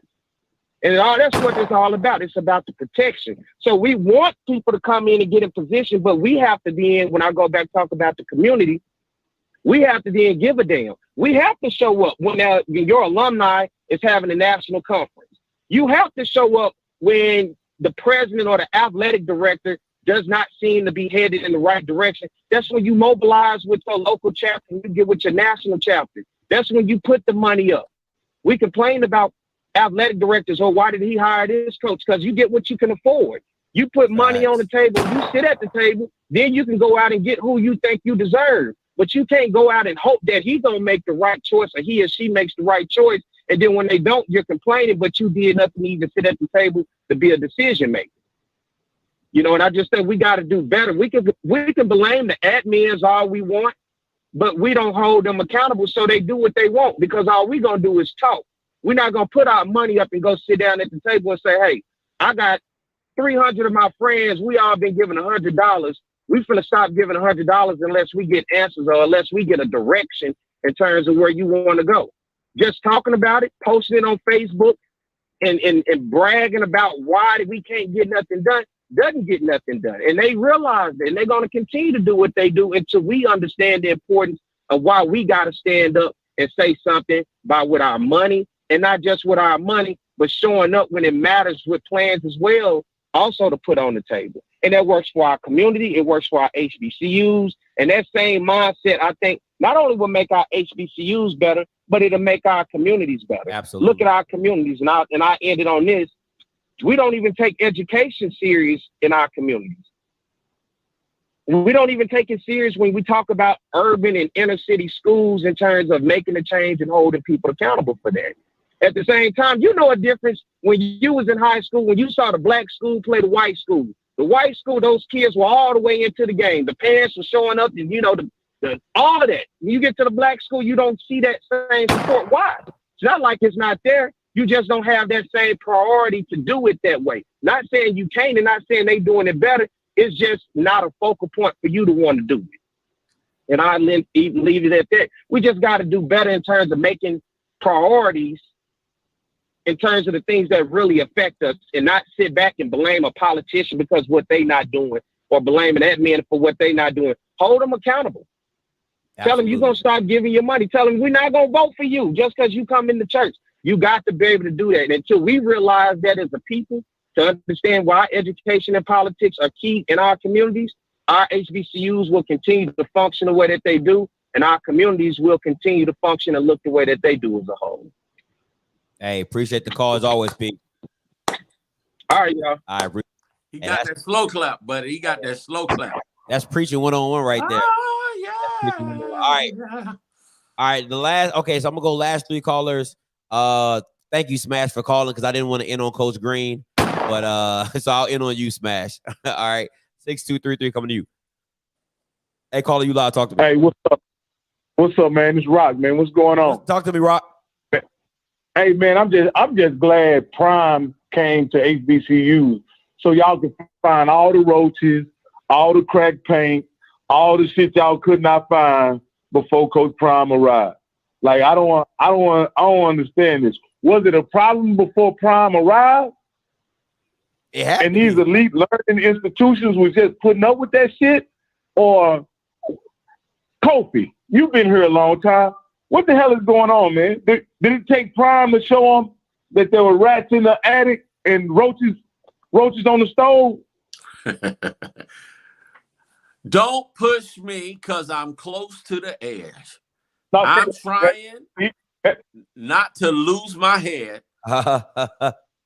It's like a jungle. Sometimes it makes me wonder how I keep from going under.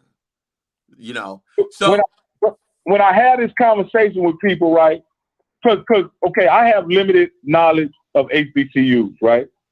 And so my knowledge is my experience, the last 2 years, my experience with my daughter from visiting PV in 2019 and my nephew attending there in 2018. And then, my daughter being a freshman and she's upcoming sophomore, right? I would not send my baby girl there if they had substandard facilities. What educated family is sending their kid to a school where they have substandard facilities? What's going on? Like, why would you do that? But there's no change. Here's what we have to understand, and just as a people, and there is no change without confrontation. There has to be tangible confrontation.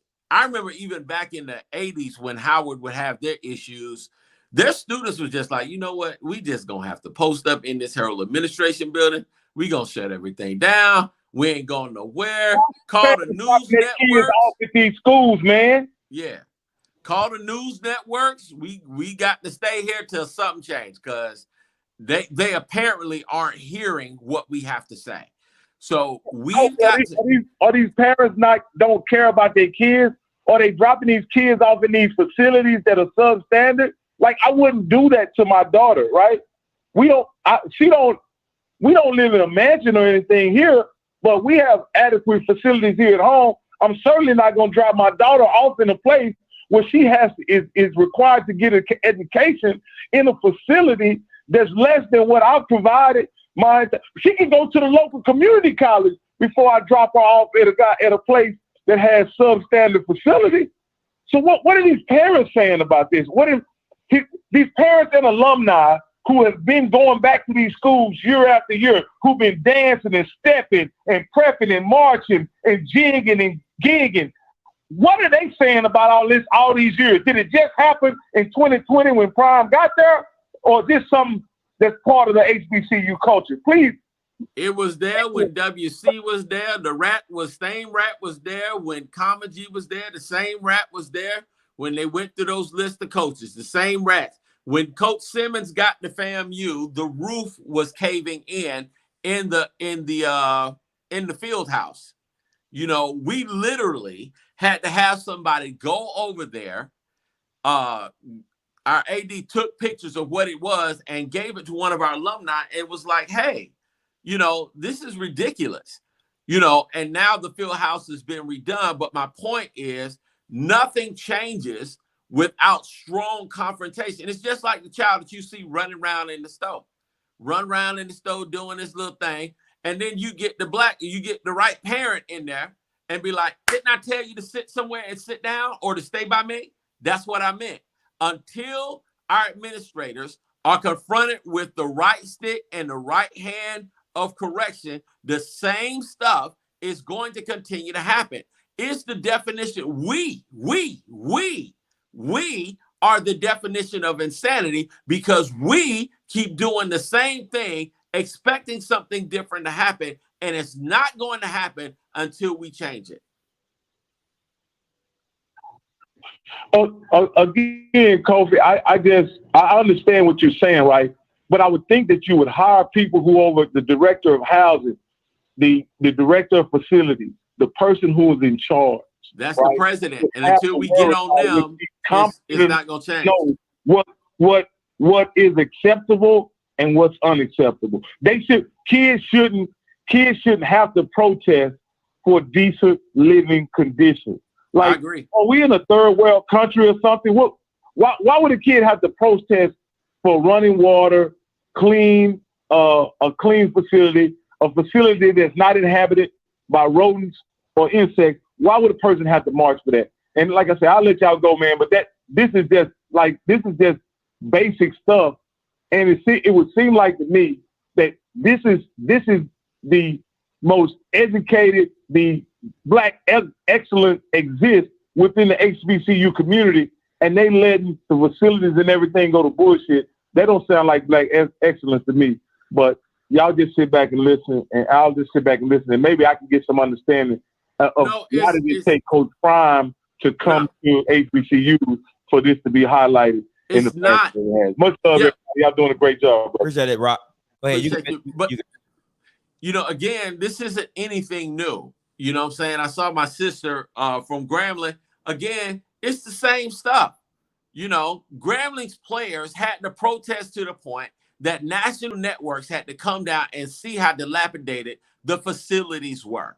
They had to actually come on and say, look, the reason why we couldn't beat FAMU is because we ate Rice Krispies for breakfast, you know, during the thing. That's what they had to say. They had to say they was getting honey buns for their breakfast and stuff, and they was missing out and getting Cheetos and stuff like that. And they wasn't able to compete against FAMU. It's the same stuff until we get to the point where we're like, we're not accepting this no more. The same stuff is going to continue to happen. We've just got to wake up from this sleeping, this slumbering thing, and understand that there's life at HBCUs beyond the step shows, beyond the stroll-offs, beyond the Battle of the Bands. I mean, we're even at the point, even with the Battle of the Bands, and I'm gonna say this, and I'm gonna give it back to Scotty.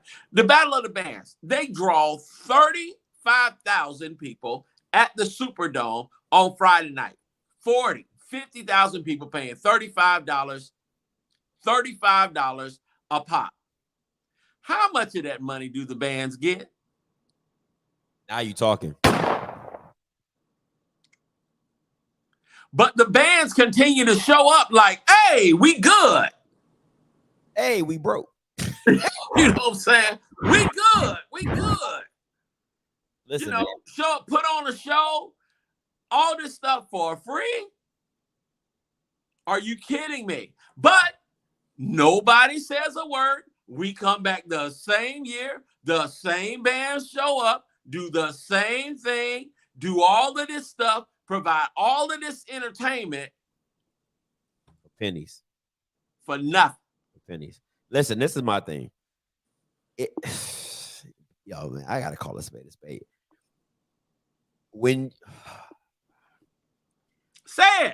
It's like being a slumlord. If you know people are going to continue, you're going to continue to get kids in there.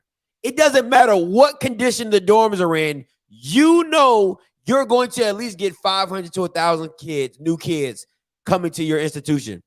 It's just numbers. It's a pure numbers game. So really, do you really have to change anything?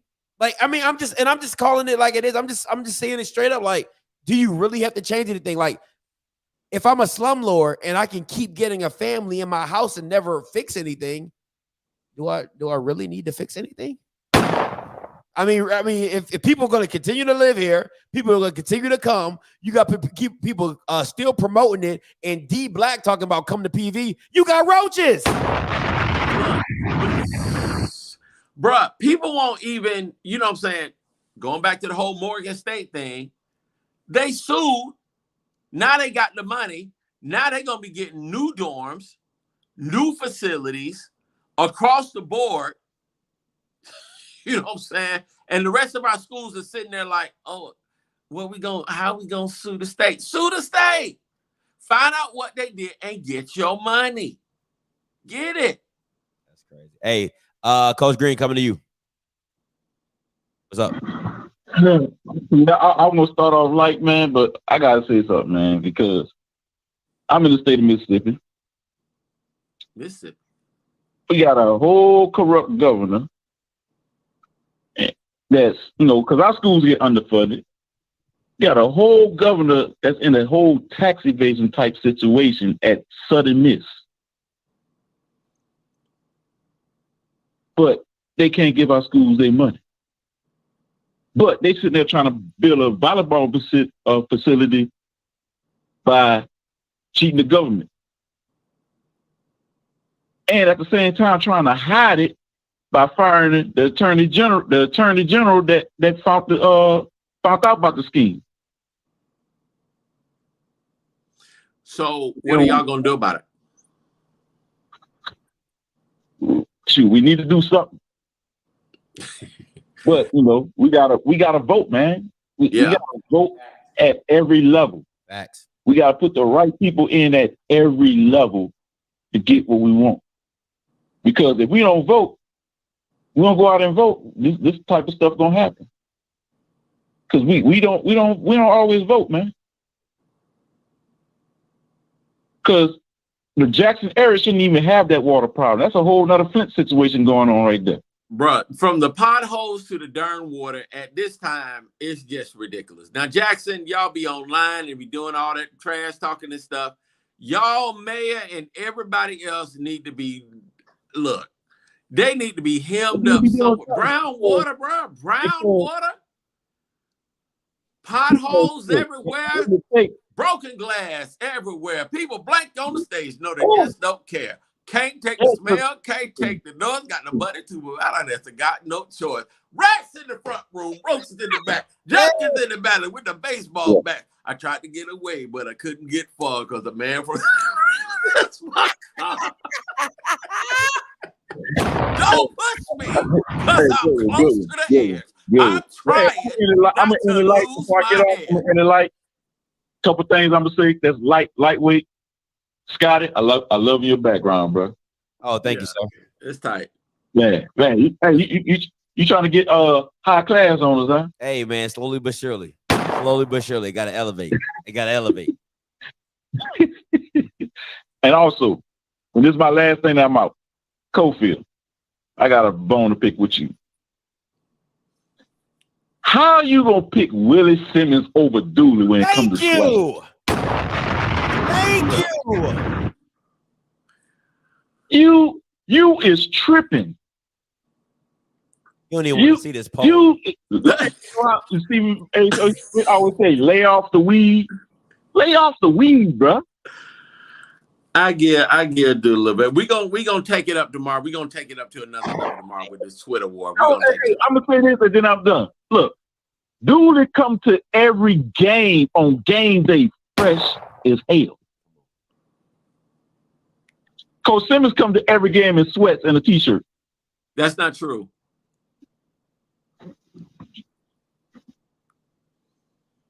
Oh, he never wore Gucci. And I'm done.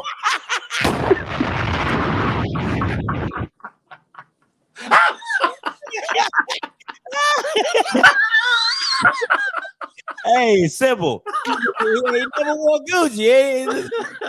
It's as simple as that. I'm gonna show the poll. Where we at currently? Let me see. Desktop. Put my desktop at. Here we go. Desktop. You don't wear Gucci. You don't. I tried to. Boy, you talking about some. Boy, you bugging, bro. Yeah, you got me. Right. Let me show this on the share screen. You don't wear Gucci. This is the current poll. Come on, man. Stop playing. It's gonna look just as bad on Twitter. No, it ain't. Now we posting pictures. You get your 2 pictures, I get my 2 pictures. Who got the most swag? Let me tell you how good this is. I don't even need pictures. Okay, you can post all the little green, yellow, red ties you want with Willie. I don't even need pictures. I'm gonna just say Eric Dooley. That's all I got. Everybody knows what it is. If I added pictures, you just gonna have people who didn't know who he was vote for you. You need all the help you can get, sir. You need all the help you can get. I just want to make that very clear. I'm gonna get the Smash, and it's all fun. It's all good. Let's go. Hey, Smash, you live. What up, Doc? Man, this is a great conversation, man. That boy Perry came on here preaching, and he brought something to my mindset. Like, a lot of times our HBCUs don't hire our own. And when I say our own, I don't mean like the buddies, because that's what they do. I mean like their own students. Like, you mean to tell me you can get an education from a school, go out in the world and get great experience, and still not be qualified to work at your HBCU? You know what I'm saying? But they'll hire these people who don't know nothing about the college at all. You know what I'm saying? These foreigners or these, you know what I'm saying, these people who just don't care and want a paycheck and don't hire. Like, you know what I'm saying? They don't hire our own students. I oftentimes, like, people talk about the band and things of that nature, but HBCUs bands for the prominent ones and the ones who do it every year, you know, it's the thing, you hire a band director from your school, right? That knows, you know what I'm saying? Mm-hmm. And oftentimes we don't do that a lot of times with HBCUs. And nothing wrong with hiring somebody who's qualified, but oftentimes they hire people who just don't even, they may look good on paper, but they don't have like nothing, no experience to back it up. They just look good on paper. All because they worked at a PWI before, they'll hire them versus giving their own a chance. Somebody who has an influence like Dion on their school. You know what I'm saying? Kofi, you feel what I'm going to say? I disagree. Tell me on this about I disagree with you. Alumni. Huh? I disagree with you. I think I disagree with you for real, because I would see more what's the word called when you hire what's the word called when you hire somebody, you know? I see more of that with HBCU alums than them going outside to get a PWI. I'm saying nepotism. Go out and do the work. Nepotism. The word is nepotism. Go ahead. I'm talking about people who actually go out and do the work. You know what I'm saying? Like it's so many people who have, like, I see it from firsthand experience and just like colleagues of mine who go to other HBCUs. I'm like, dang, like they see you doing this at this PWI or this institution, or you work for this big housing company and you go apply for your school and you show them your results and you can't even get a job at the own place that you come from. Like, you know, you went through the struggle that the kids going through right now, and you know the system better than anybody how to fix these problems is what I'm saying. Like, not the people who hire buddy. I get that. That's the thing. I'm talking about actually qualified people. I see it happen all the time. Okay. You know what I'm saying? That's what I mean. I got you. Okay. So my thing is this though. Where do you draw the line at? You know what I'm saying? Because you don't want to seem like, okay, we don't want to get people from PWIs because they do give you a different perspective. You know what I'm saying? Like a Courtney Gaucher, you know, who didn't graduate from FAMU, came in, did good work for FAMU. You know what I'm saying? You have people like Dion that didn't go to HBCU, come in, change it. Hugh, Eddie, you know what I'm saying? Like, I agree with you. I think experience and success is the biggest advocate for a hire. So if I'm hiring you, like good example, right? If I'm hiring a media campaign guy and you apply and you show me your resume of I got 200,000 people on YouTube, I got over 30 million views. I'm like, damn, that sounds pretty case closed. You know, so I think I do agree with you. I think there's a balance of, you know, trying to get new blood and new life, because a lot of stuff when you hire HBCU grads, they fall into that, well, this is how we always done it. You do get some of that. So you have to be very cognizant of, yes, I can go get a guy who's an HBCU grad who's doing successful, but he can also fall into the trap of, hey, this is how we do it here. You know what I'm saying? This is how we've been doing. You get what I'm saying? So it's right. I feel that part of it. Yeah, I feel it's a bit of both. I just think, like you said, it's all about who's qualified and who can do the job. But I also think if you're not doing a job, fine. I think that's the hardest thing with these HBCUs is that if you're not doing your job, you are not fired. Yeah. Right, Scotty. Right. They be on contractors thinking they gonna, you know what I'm saying? Like, fire their ass if they're not doing a damn job. You know what I'm saying? Like, I think that would solve a lot of issues. I hire you, I bring you in a year, I don't see the change, I don't see the improvement, I don't see, you know what I'm saying? Like, I'm fired. Hey, Kofi got to say something. Go ahead, Kofi. Yeah, but you got to have standards in position, and you have to have people other than your friends evaluating you in order for us to implement that sort of thing. You know what I'm saying? You got to have measurables in place.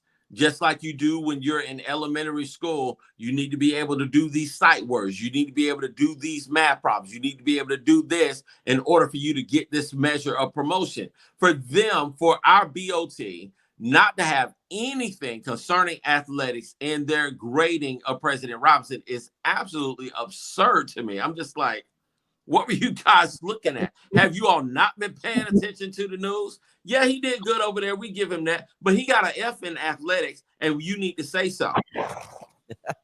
That's what I mean. But I'm pretty sure it's a former alumni you know what I'm saying, that probably worked at a smaller school that they didn't give a chance to. But you hire this person who don't know nothing about nothing. That's the perfect example of what I'm saying. You know what I'm saying? Gotcha. I just feel like, bro, it just happens all the time. I just watch like they're bringing a damn company to like to feed the team or to do lawn work around the school. The whole time there's so many alumni that graduated from your school that probably want that damn contract and to do a better job. You know what I'm saying? Or that they do a better job, and that you didn't give them a chance because one, you knew them in college, or it's like it's the buddy system. They wasn't as popular in college. So I just see that happens all the time in HBCUs, and it don't get talked about yet. These people who you don't hire got the tailgate popping and everybody buying their barbecue at the tailgate. You know what I'm saying? It happens a lot, and I just think we don't talk about it enough. Hey, Smash, let me ask you this before I let you go. The Battle of the Bands, what's the issue? Why are the bands not being paid? The Battle of the Bands. Where you going out? What you said? I didn't get it. Not being paid. Why you got it off your channel? Hello, you hear me? Yeah, I can hear you. You hear me?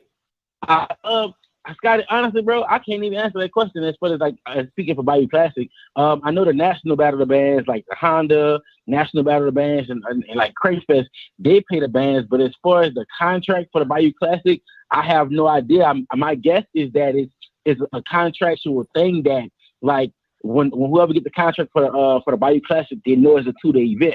So all the money that the schools and the bands probably would have got from it, goes along in that. I was referring to the national because Kofi said that the National Battle of the Bands didn't get paid. The bands don't get paid. No. What I was talking about, was I was talking about the Bayou Classic. I was talking about the Florida Classic. Oh, okay. I was talking about those. I mean, the bands, you get 35,000 people to come to the Superdome at $35 a pop.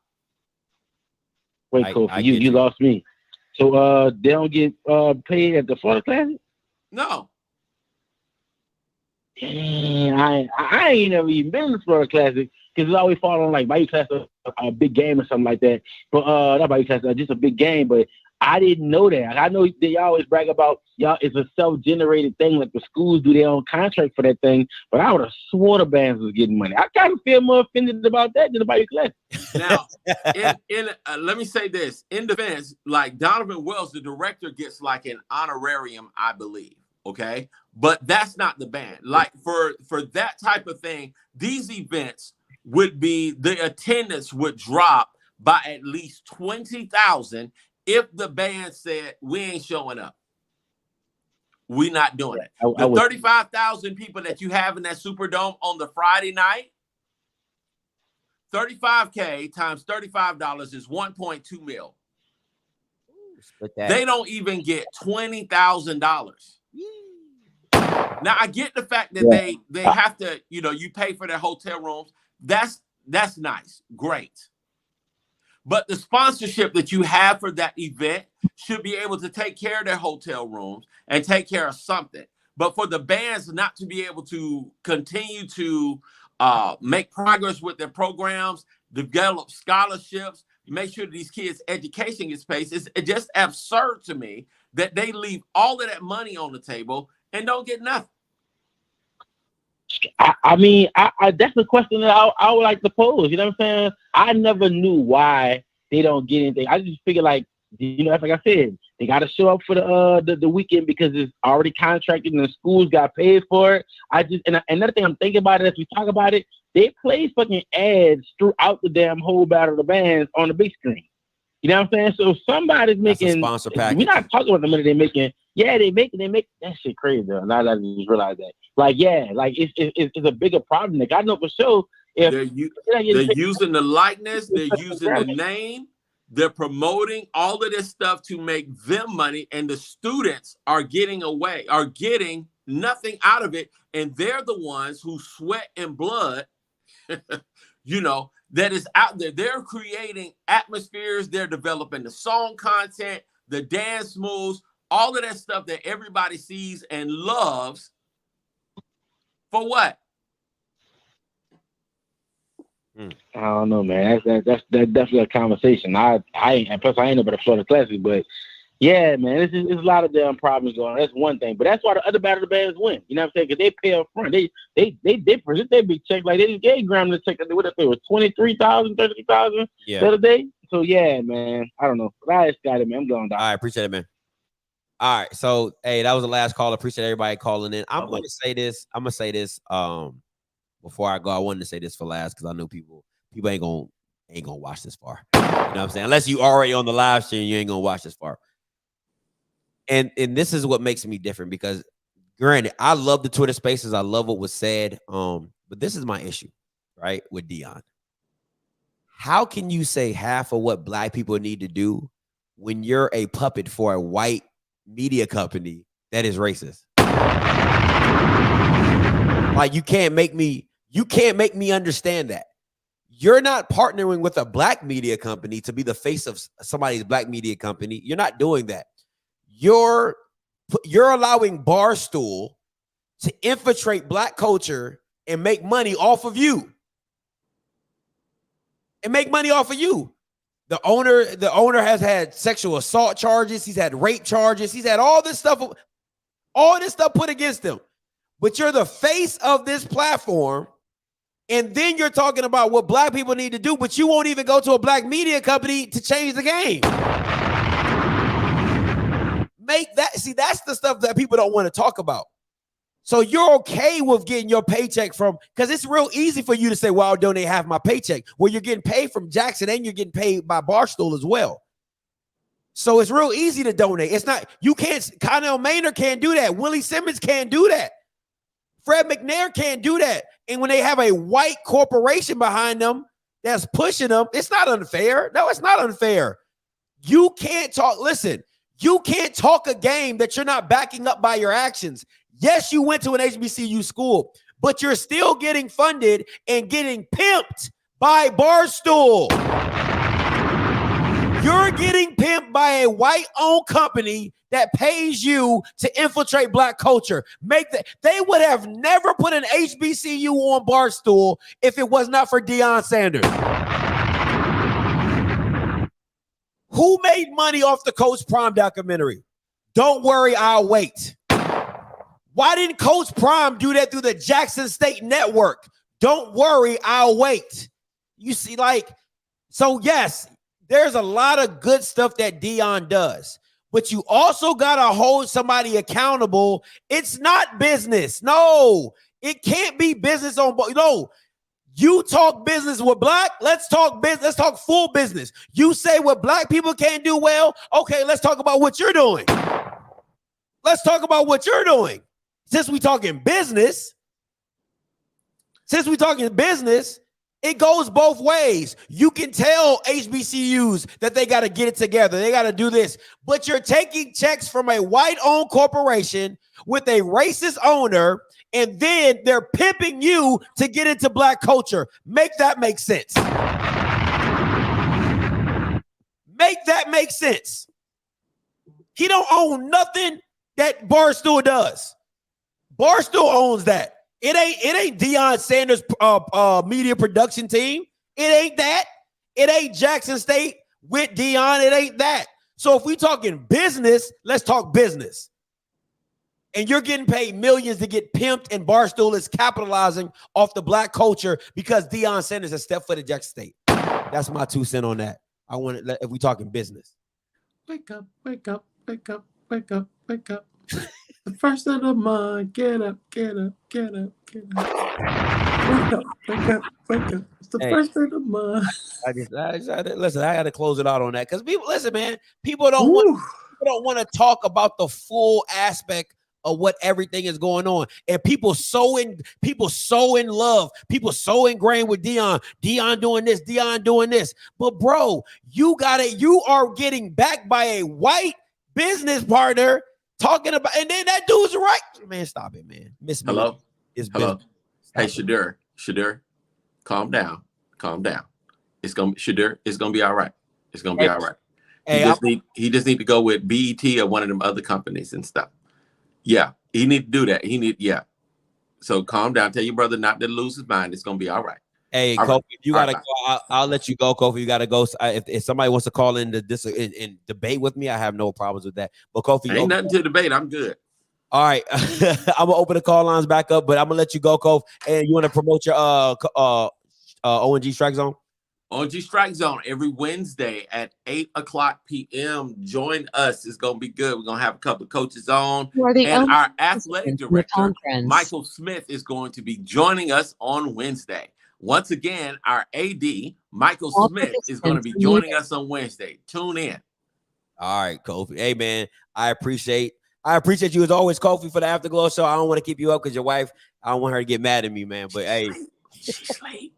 You want to rock with me, or you going to bed? I'm good. I'm good. All right, rock with me then. She's all right, late. Rock, coming to you. It's all you, Rock. Okay. So let's be fair to Dion, right? Because his deal with Barstools predates his relationship with Jackson State. Right or wrong? That is correct. Okay. So just because he came to Jackson State, it doesn't void all of his media obligations and contracts that he had before, right? He's able to do a full-time coaching job while also partner with Barstools. Now, I have no insight into the deal that Barstools has with Dion, but the way that they jointly use content, it's either an equity deal or Dion still has full rights to all the content. Negative. You know what I mean? Because they use the Barstools content and his content across all media platforms. Okay, hold on. Let me slow you down. Let me slow you down. One, that still doesn't take away that you partner with a company that has been notorious. Barstool was notoriously a white entity, right? It was a white entity until they brought on $1 million worth of game, and then $1 million worth of game kind of got them into the black space with Waldo, and then they brought in Dion, and that's how it all kind of went down, or a little bit of vice versa, or I think Dion brought in first and brought in Waldo. But to get into the black field, they brought in one of those two people first, right? My issue is Barstool is they have been notorious for it's a white agenda platform. Why would you partner with a entity that extreme? Like that's like Dion. That's like me partnering with Fox News. Like you be like, oh yeah, but it's business, Scotty. Like that doesn't match my brand. So what other? I'll just ask you this, Scotty. At the time he got with Barstool, what other options did he have to be with a major media outlet when he no longer was associated with NFL Network, right? He stepped down from NFL Network, and then he pursued a podcast with him and I forget his college teammate. I forget his name. I can't think of his name. And they started doing a podcast on Barstool. On Barstool. On Barstool. Okay, listen. Hold on. You asked me a question. I'm about to answer it. My thing is this. If I'm Deion Sanders, right? This is just me personally. If I'm Deion Sanders, I feel as though me being Deion Sanders is good enough. Just like JJ Redick has started his own podcast and is doing really well. Who else has started doing? Draymond Green started his own podcast and is doing well. Draymond Green is on The Volume, which is owned by Colin Cowherd. First of all, it started by himself and he got picked up by The Volume.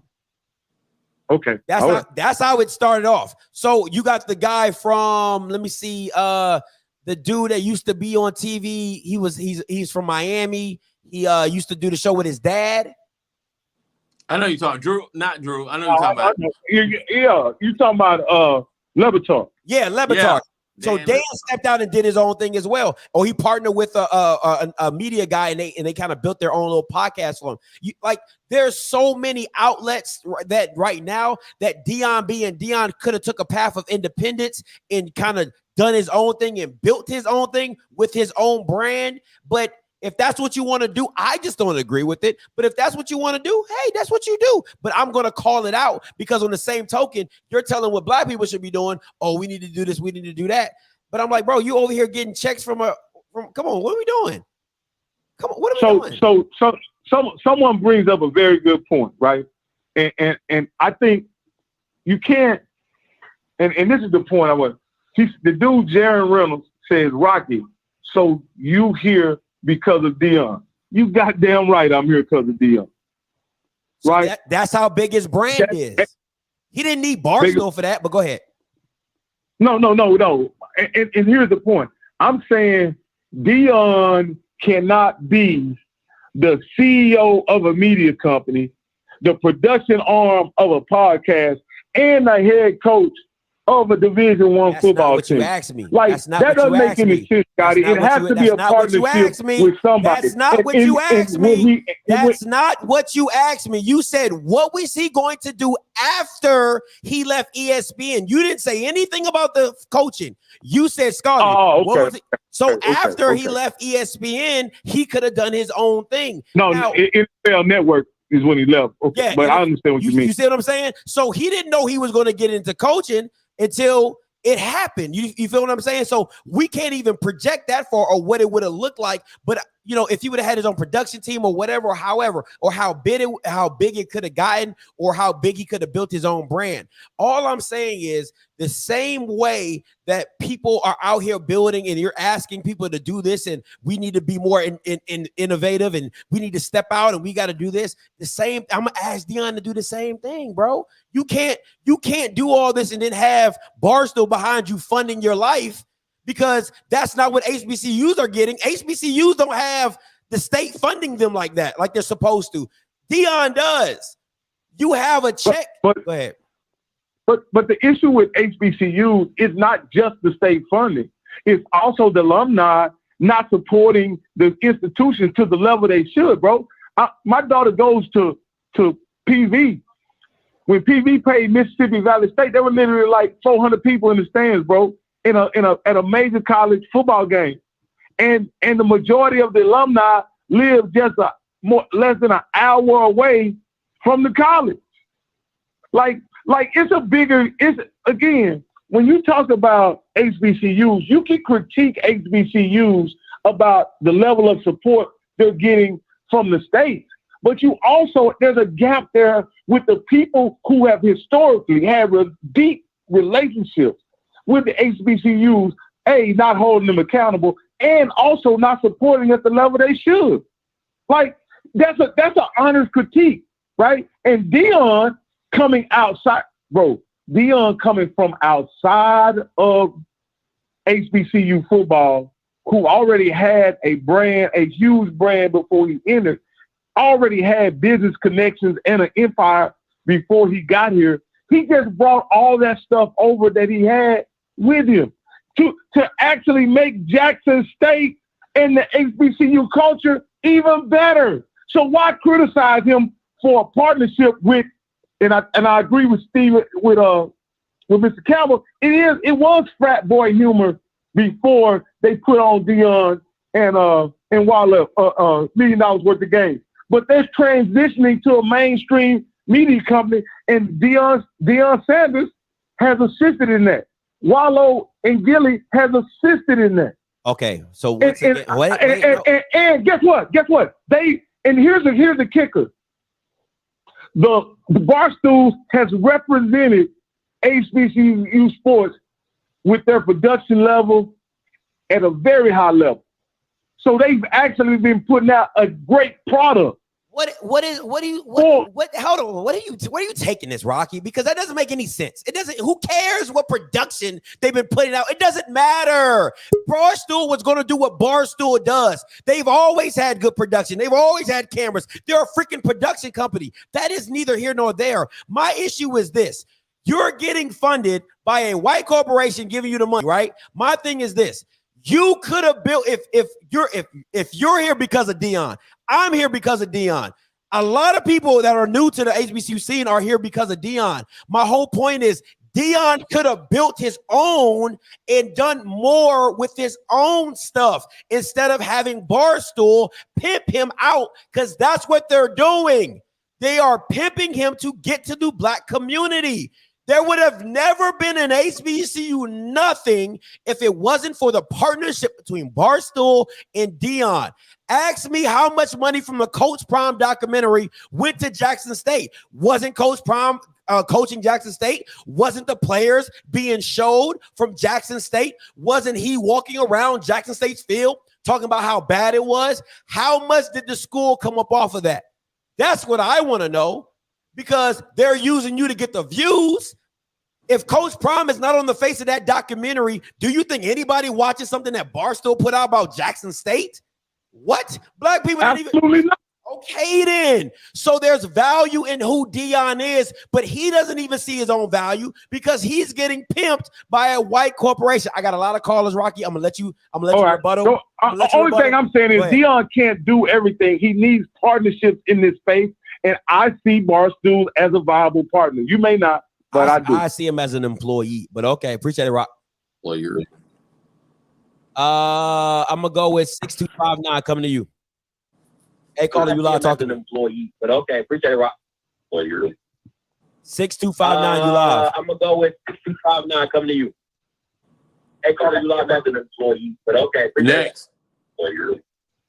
6259, you live. I'm gonna go with 6259 coming to you. What's up, Scotty? What's good? Turn your background down. I just wanted to touch on the water issue that you were saying about Jackson State. I was saying that the State Agriculture Commissioner of Mississippi is over the Mississippi Coliseum, which is located in downtown Jackson, and they host many events down there, which brings them money. And he decided to build an underground well so that it would prevent the water issues happening in Jackson from halting the event. And I just came up with the idea that, Jackson State should maybe consult with the Agriculture Commission to do the same thing for their campus, because obviously the water issues in the city of Jackson is, putting a stop to some of the functions, on campus, like, the campus delays for moving and things of that nature. So I think that should be something that should be taken into consideration. And two, I just need some clarification. I know you talked about this on one of your previous podcasts or shows, but I know you were saying that Jackson State doing or making a deal with HBCU Go was, a good thing for Jackson State. But then I noticed today you were saying that Jackson State is selling their content. No. I never said the HBCU Go deal was a good thing. Okay. Okay. Okay. Hold on. Let me. I don't agree with selling your content. That doesn't make sense to me, right? Because if you sell your content, you don't get it. Let's say HBCU Go says we'll pay you $100,000 for that game, right? If HBCU Go turns around and makes $1 million off of it, it's like, damn, like, that all we got was $100,000. They made $1 million. When you're doing something like that with the HBCU Go deal, it should be a partnership deal, right? So you lose money on the front end, but you're gaining the money on the back end, right? So it's like an equity deal. I'm not gonna, if you asking for equity in my company, right? I'm not gonna give you money on top of equity, of a lot of equity. So it would be like, yo, give us 60,000 or whatever, and we'll take the equity of what we'll take 30% or 40%. You get 60, we get 40% of the ads. That ad revenue might come out to $200,000. You see what I'm saying? So it's stuff like that, and you still get to use your content for however you want to distribute it. You get what I'm saying? So let's say somebody else comes to you and is like, yo, we want the game too. So now you can kind of double dip into certain aspects. But once you sell something, it's not yours anymore, and they can do as they see fit. But that's the thing with the HBC Go deal. Okay, got you. And one more thing, I know, like you were saying about how the fans need to know what to do as far as like in a game or whatever. Even when it comes to interactions in the game, you talking about how like fans normally just sit there until like a big play happens. I honestly feel like fans simply just don't know. Like I really feel like fans like actually need to be educated, on that aspect as far as like what they need to do.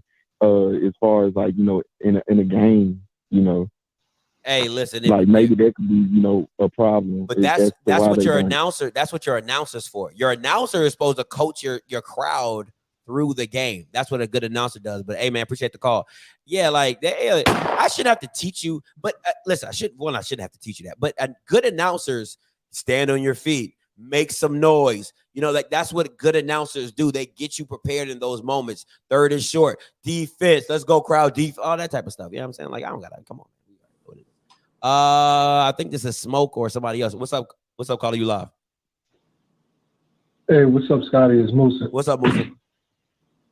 So, on a point of bar stools, would it be considered giving it away if they breaking off JSU? Because I feel like that's the only way it would make sense is if they cut like a good check to JSU, because you're right, it's actually more of the university being used, their helmets, their likeness, their players, exposing, their dirty laundry. So I feel like that's the one thing that would justify them getting all that exposure into pretty much Dion and JSU football. Do you know if that's the case? Hold on. Let me answer this chat real quick. Mr. Sir Will, you're a freaking liar. I've been to a Jackson State game. That Bama don't do none of that. So you're lying. Sit that down. All right. So I don't know for sure if it's a partnership deal with Jackson State, but I do agree with you. Listen, my whole thing is Dion should own his own brand. Like that's my only issue. Like, own it, build it yourself. Like, don't partner with a media company, right? If you're gonna partner with Barstool or whatever, like, own some of that. Like, it just bothers me that you have everybody is here. Most people are here. Most spotlight is here because of Dion, and Barstool is capitalizing off of that. It doesn't make sense to me. And they're a white entity that would have had no parts of HBCU at all. At all. So you don't see no value in the deal that he's doing with Barstools? I mean, listen, if you're getting paid $3 or $4 million, of course, that's good money. You know what I'm saying? I just feel as like Dion doesn't need Barstool. Barstool needs Dion. Like, that's what people are failing to realize. You see what I'm saying? Like, Dion doesn't need Barstool. Barstool needed Dion.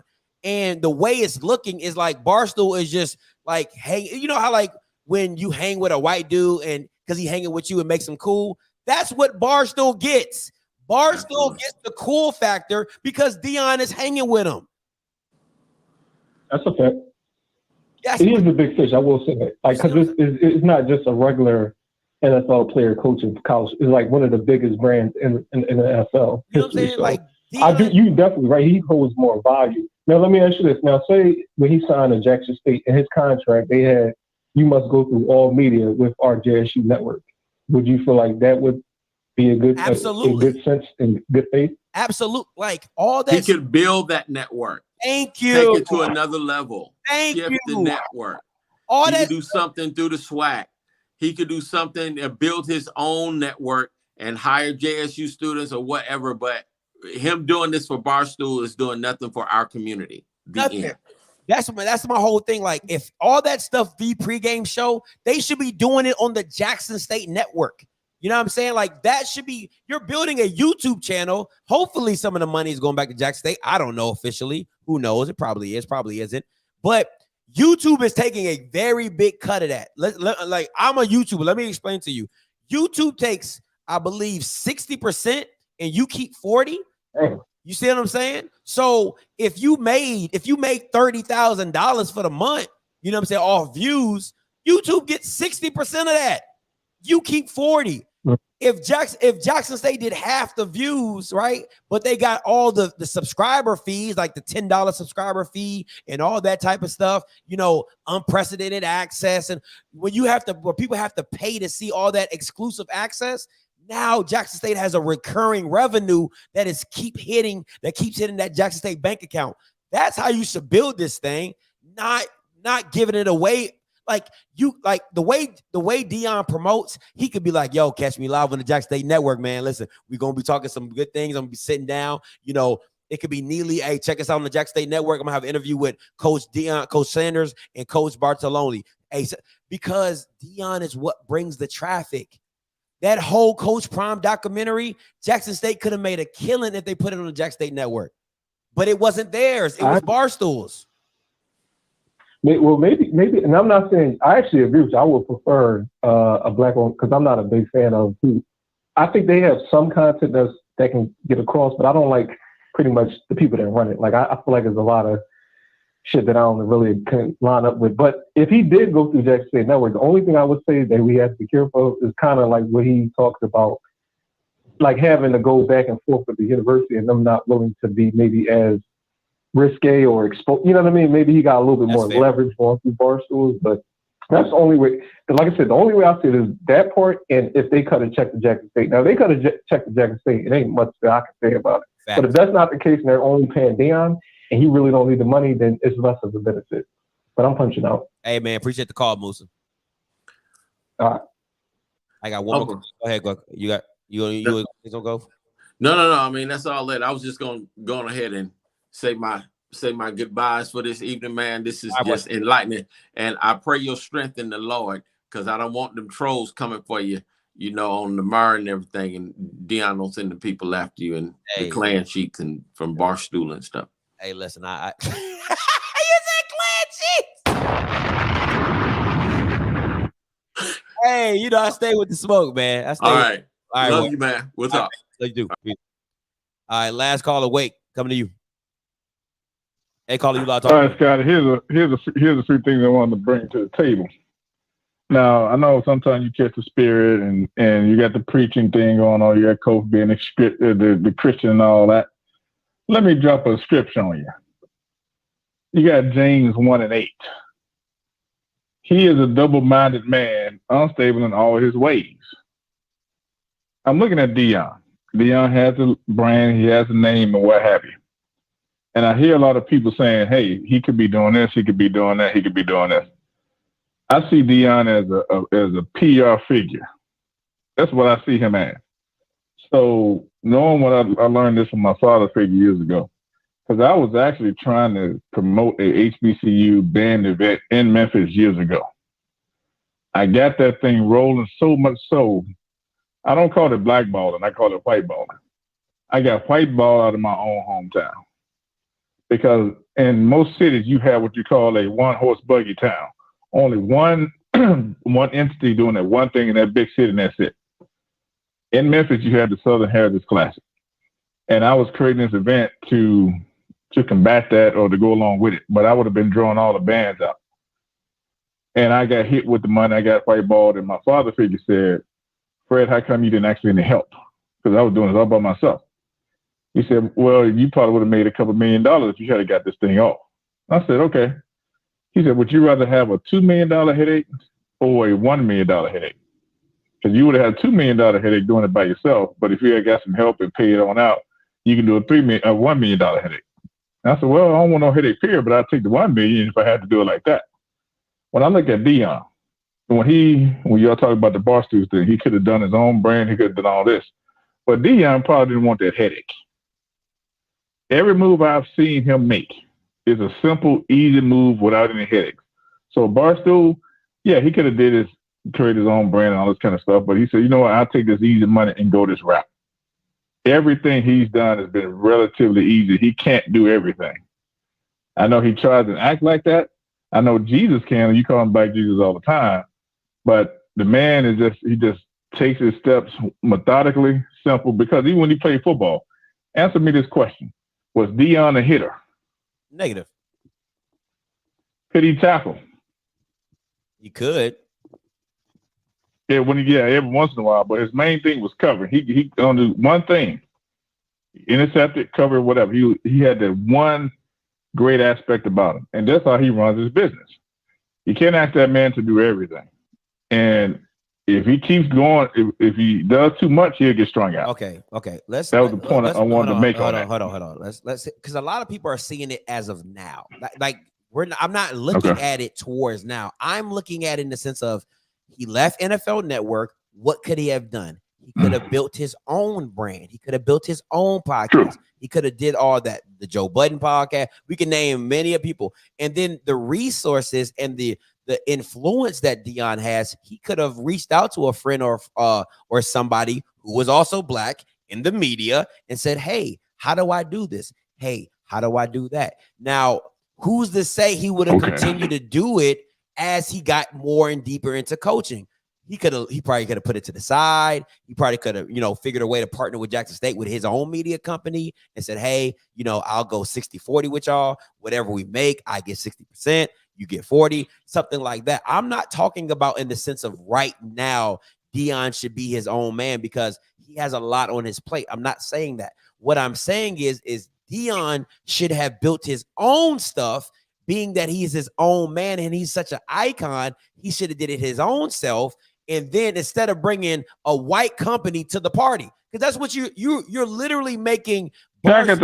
You're making if Barstool's paying you $4 million, they are making at least $20 million easily. They are making millions off of Deion. Okay. You see what I'm saying? So I get what you're saying now. I wouldn't want the headache now to try to coach a full team and have a production company on to say, I get that. What I'm simply saying is you're talking a lot about what innovative and what this and what that, but at the end of the day, you couldn't even do it. You didn't want to do it on your own. So it's not as easy as you make it sound and seem that people should be doing this and doing that. But I'm like, bro, like you got Barstool supporting your whatever your lifestyle would be.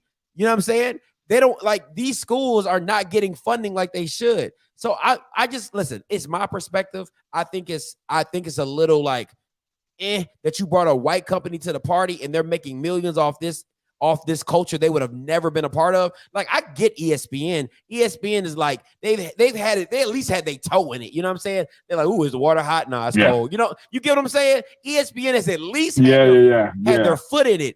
You Barstool was nowhere near HBCUs before you got on the scene. That's just my issue. You see what I'm saying? Okay. So I'm with you now. Now this other part is this. You got to do a show where people can come in with actual solutions. Because how many shows have you had that you say, oh, here's the problem, here's the problem, here's the problem? That's fair. A show with solutions, with viable solutions. Like Mr. Campbell, he comes in. I have a few ideas, like I told you a while back about a program book. That OBC down in Florida, I guarantee you they losing out on $4 or $5 million not having a book. Because I remember you talking to the president or director of the Classic. And you said, where can I go to get all the vendors? And she said, some website. Damn that. You should have put that in the book. That's $3-4 million they're losing out right there. That's fair. Like a show on solutions. You know what? I'm gonna say this and I'm gonna get up off here real quick. But what about like a digital ebook? You can still charge people, but you wouldn't have to, because everything is digital nowadays. So let's say it was $2 or $3 for a digital ebook of of all the football and all. You get because you save the paper on the front end and you still get money for it. So yeah, but people want I'm in marketing. They still want stuff in their hand, but it's a combination of two. Let's say you got this book and every page in this book has a QR code on that you can scan. But you for a coupon for something, it's year long. It's a year long type of thing. I wouldn't. Okay, so paper, yeah. I would still wait, but this is the thing though. You could do it. Let's say you do 100 or 200 of those, right? But you got to make those special. Mm-hmm. You got to have those signed. Because nobody is really going to care about a bro. Because listen, man, I get a brochure, I keep it for 2 days, and next thing you know, it's in a junk drawer. Every black person has a junk drawer. We already know what it is. Okay, let me explain this. So with this program book, this is how it will work. Let's say everybody comes to that game. You ain't paying for it. You're getting it free as soon as you walk in. In this book, there are coupons that will last the entire year for food, for whatever. It lasts for the entire year. In order to get that coupon, it hits a QR code. Now, in the same book, you got information about the schools that are playing, all this kind of stuff. But this is all in the program book. Reason why I keep saying this, because the PWIs do it. Go to a PWI game. Listen, a big game, SEC. I went to the SEC Media Day. I wish I had my book bag. I can show you this big, thick ass pamphlet. It was like a damn encyclopedia that they had. But that's a different type of money. The thing is that you got to move differently, right? So it's simple. You make it digital. You charge $2 or $3, and you still get the coupons. You probably make more money back off the coupons than you would, but you got to make an incentive. So if it was $3 or $5 for the program book, you get all the players, you get all the stuff, you get all the coupons, and you never spent a dime on printing. That's a win-win. And it's a win-win because if nobody buys it, it doesn't hurt you. If you get 100 people, that's $500. You see what I'm saying? So here's the disconnect. With in my picture, which I dealt with some people here locally in Ohio State, the advertising money that I would generate will pay for everything. I'm not paying for the paper. You're not paying for the book. You come to the game, I'm giving it to you. once Now I again, get what you're saying, but all the advertising will pay for everything. Ain't nothing coming out of my pocket. It's coming out of the advertising budget. You're missing it though.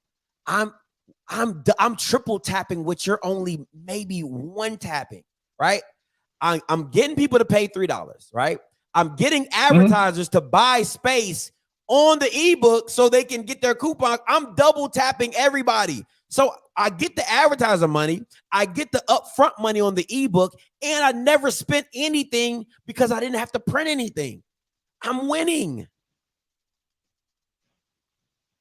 I respect. We respect to disagree on that because you know what I'm gonna do. I'm gonna see you when I'm gonna hit one of my buddies from the SEC. I mean not the SEC, the MAC conference, and show you what kind of money they make on a print book.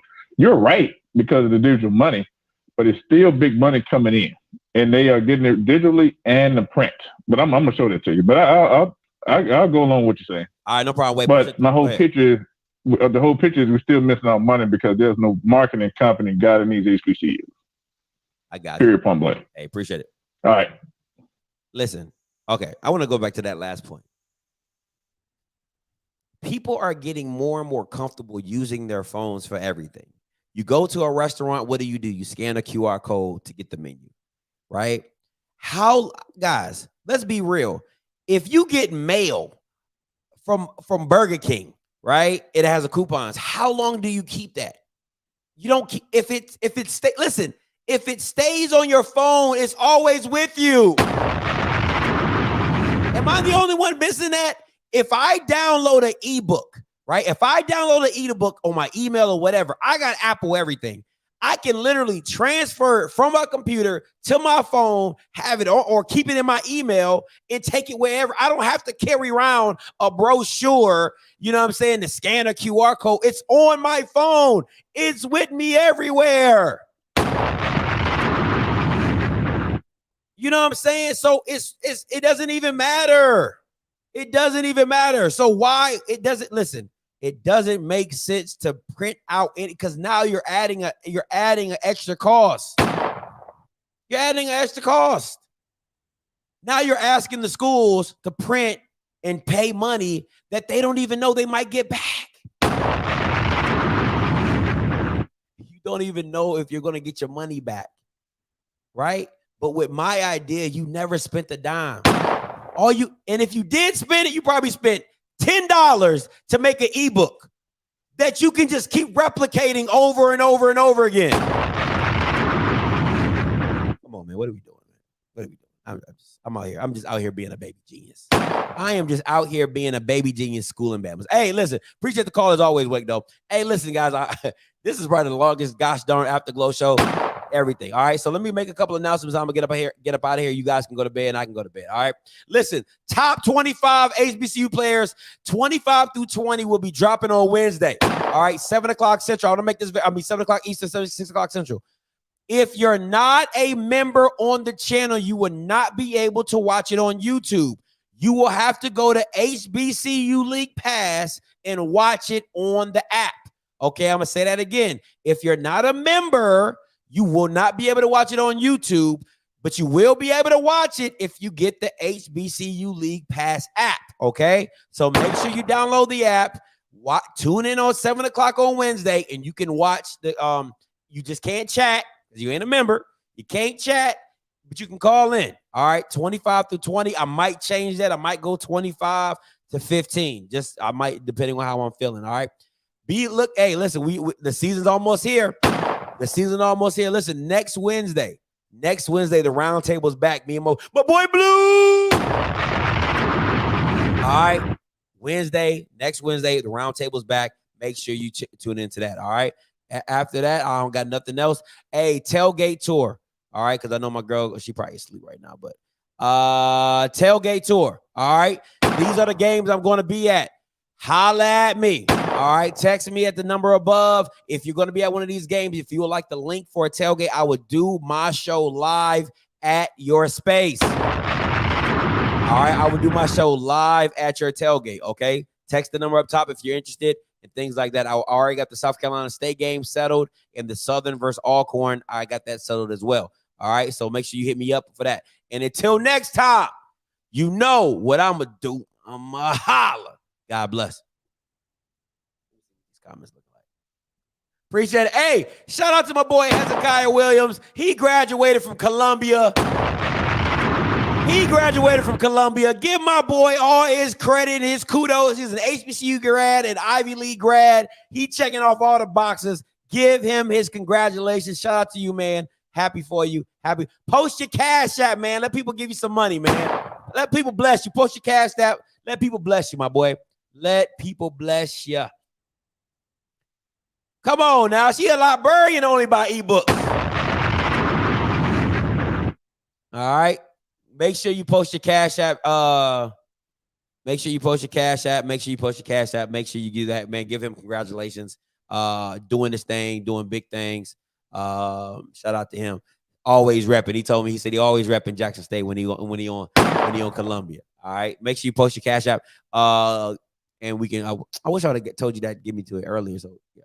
That's his Cash App. Bless him. All right. Bless him. Bless him, Lord. Bless him, Lord. All right. It can be 5, 10, 20. It doesn't matter. Listen, whatever the Lord puts on your heart. Listen, we got to support one another, black owned. You know what I'm saying? Support each other, black owned. That's black excellence right there. All right. We can have fun. We joke. We kid. All right. Black excellence. Let's support that. All right. So, like I said, until next time, you know what I'm going to do. I'm going to holla. God bless.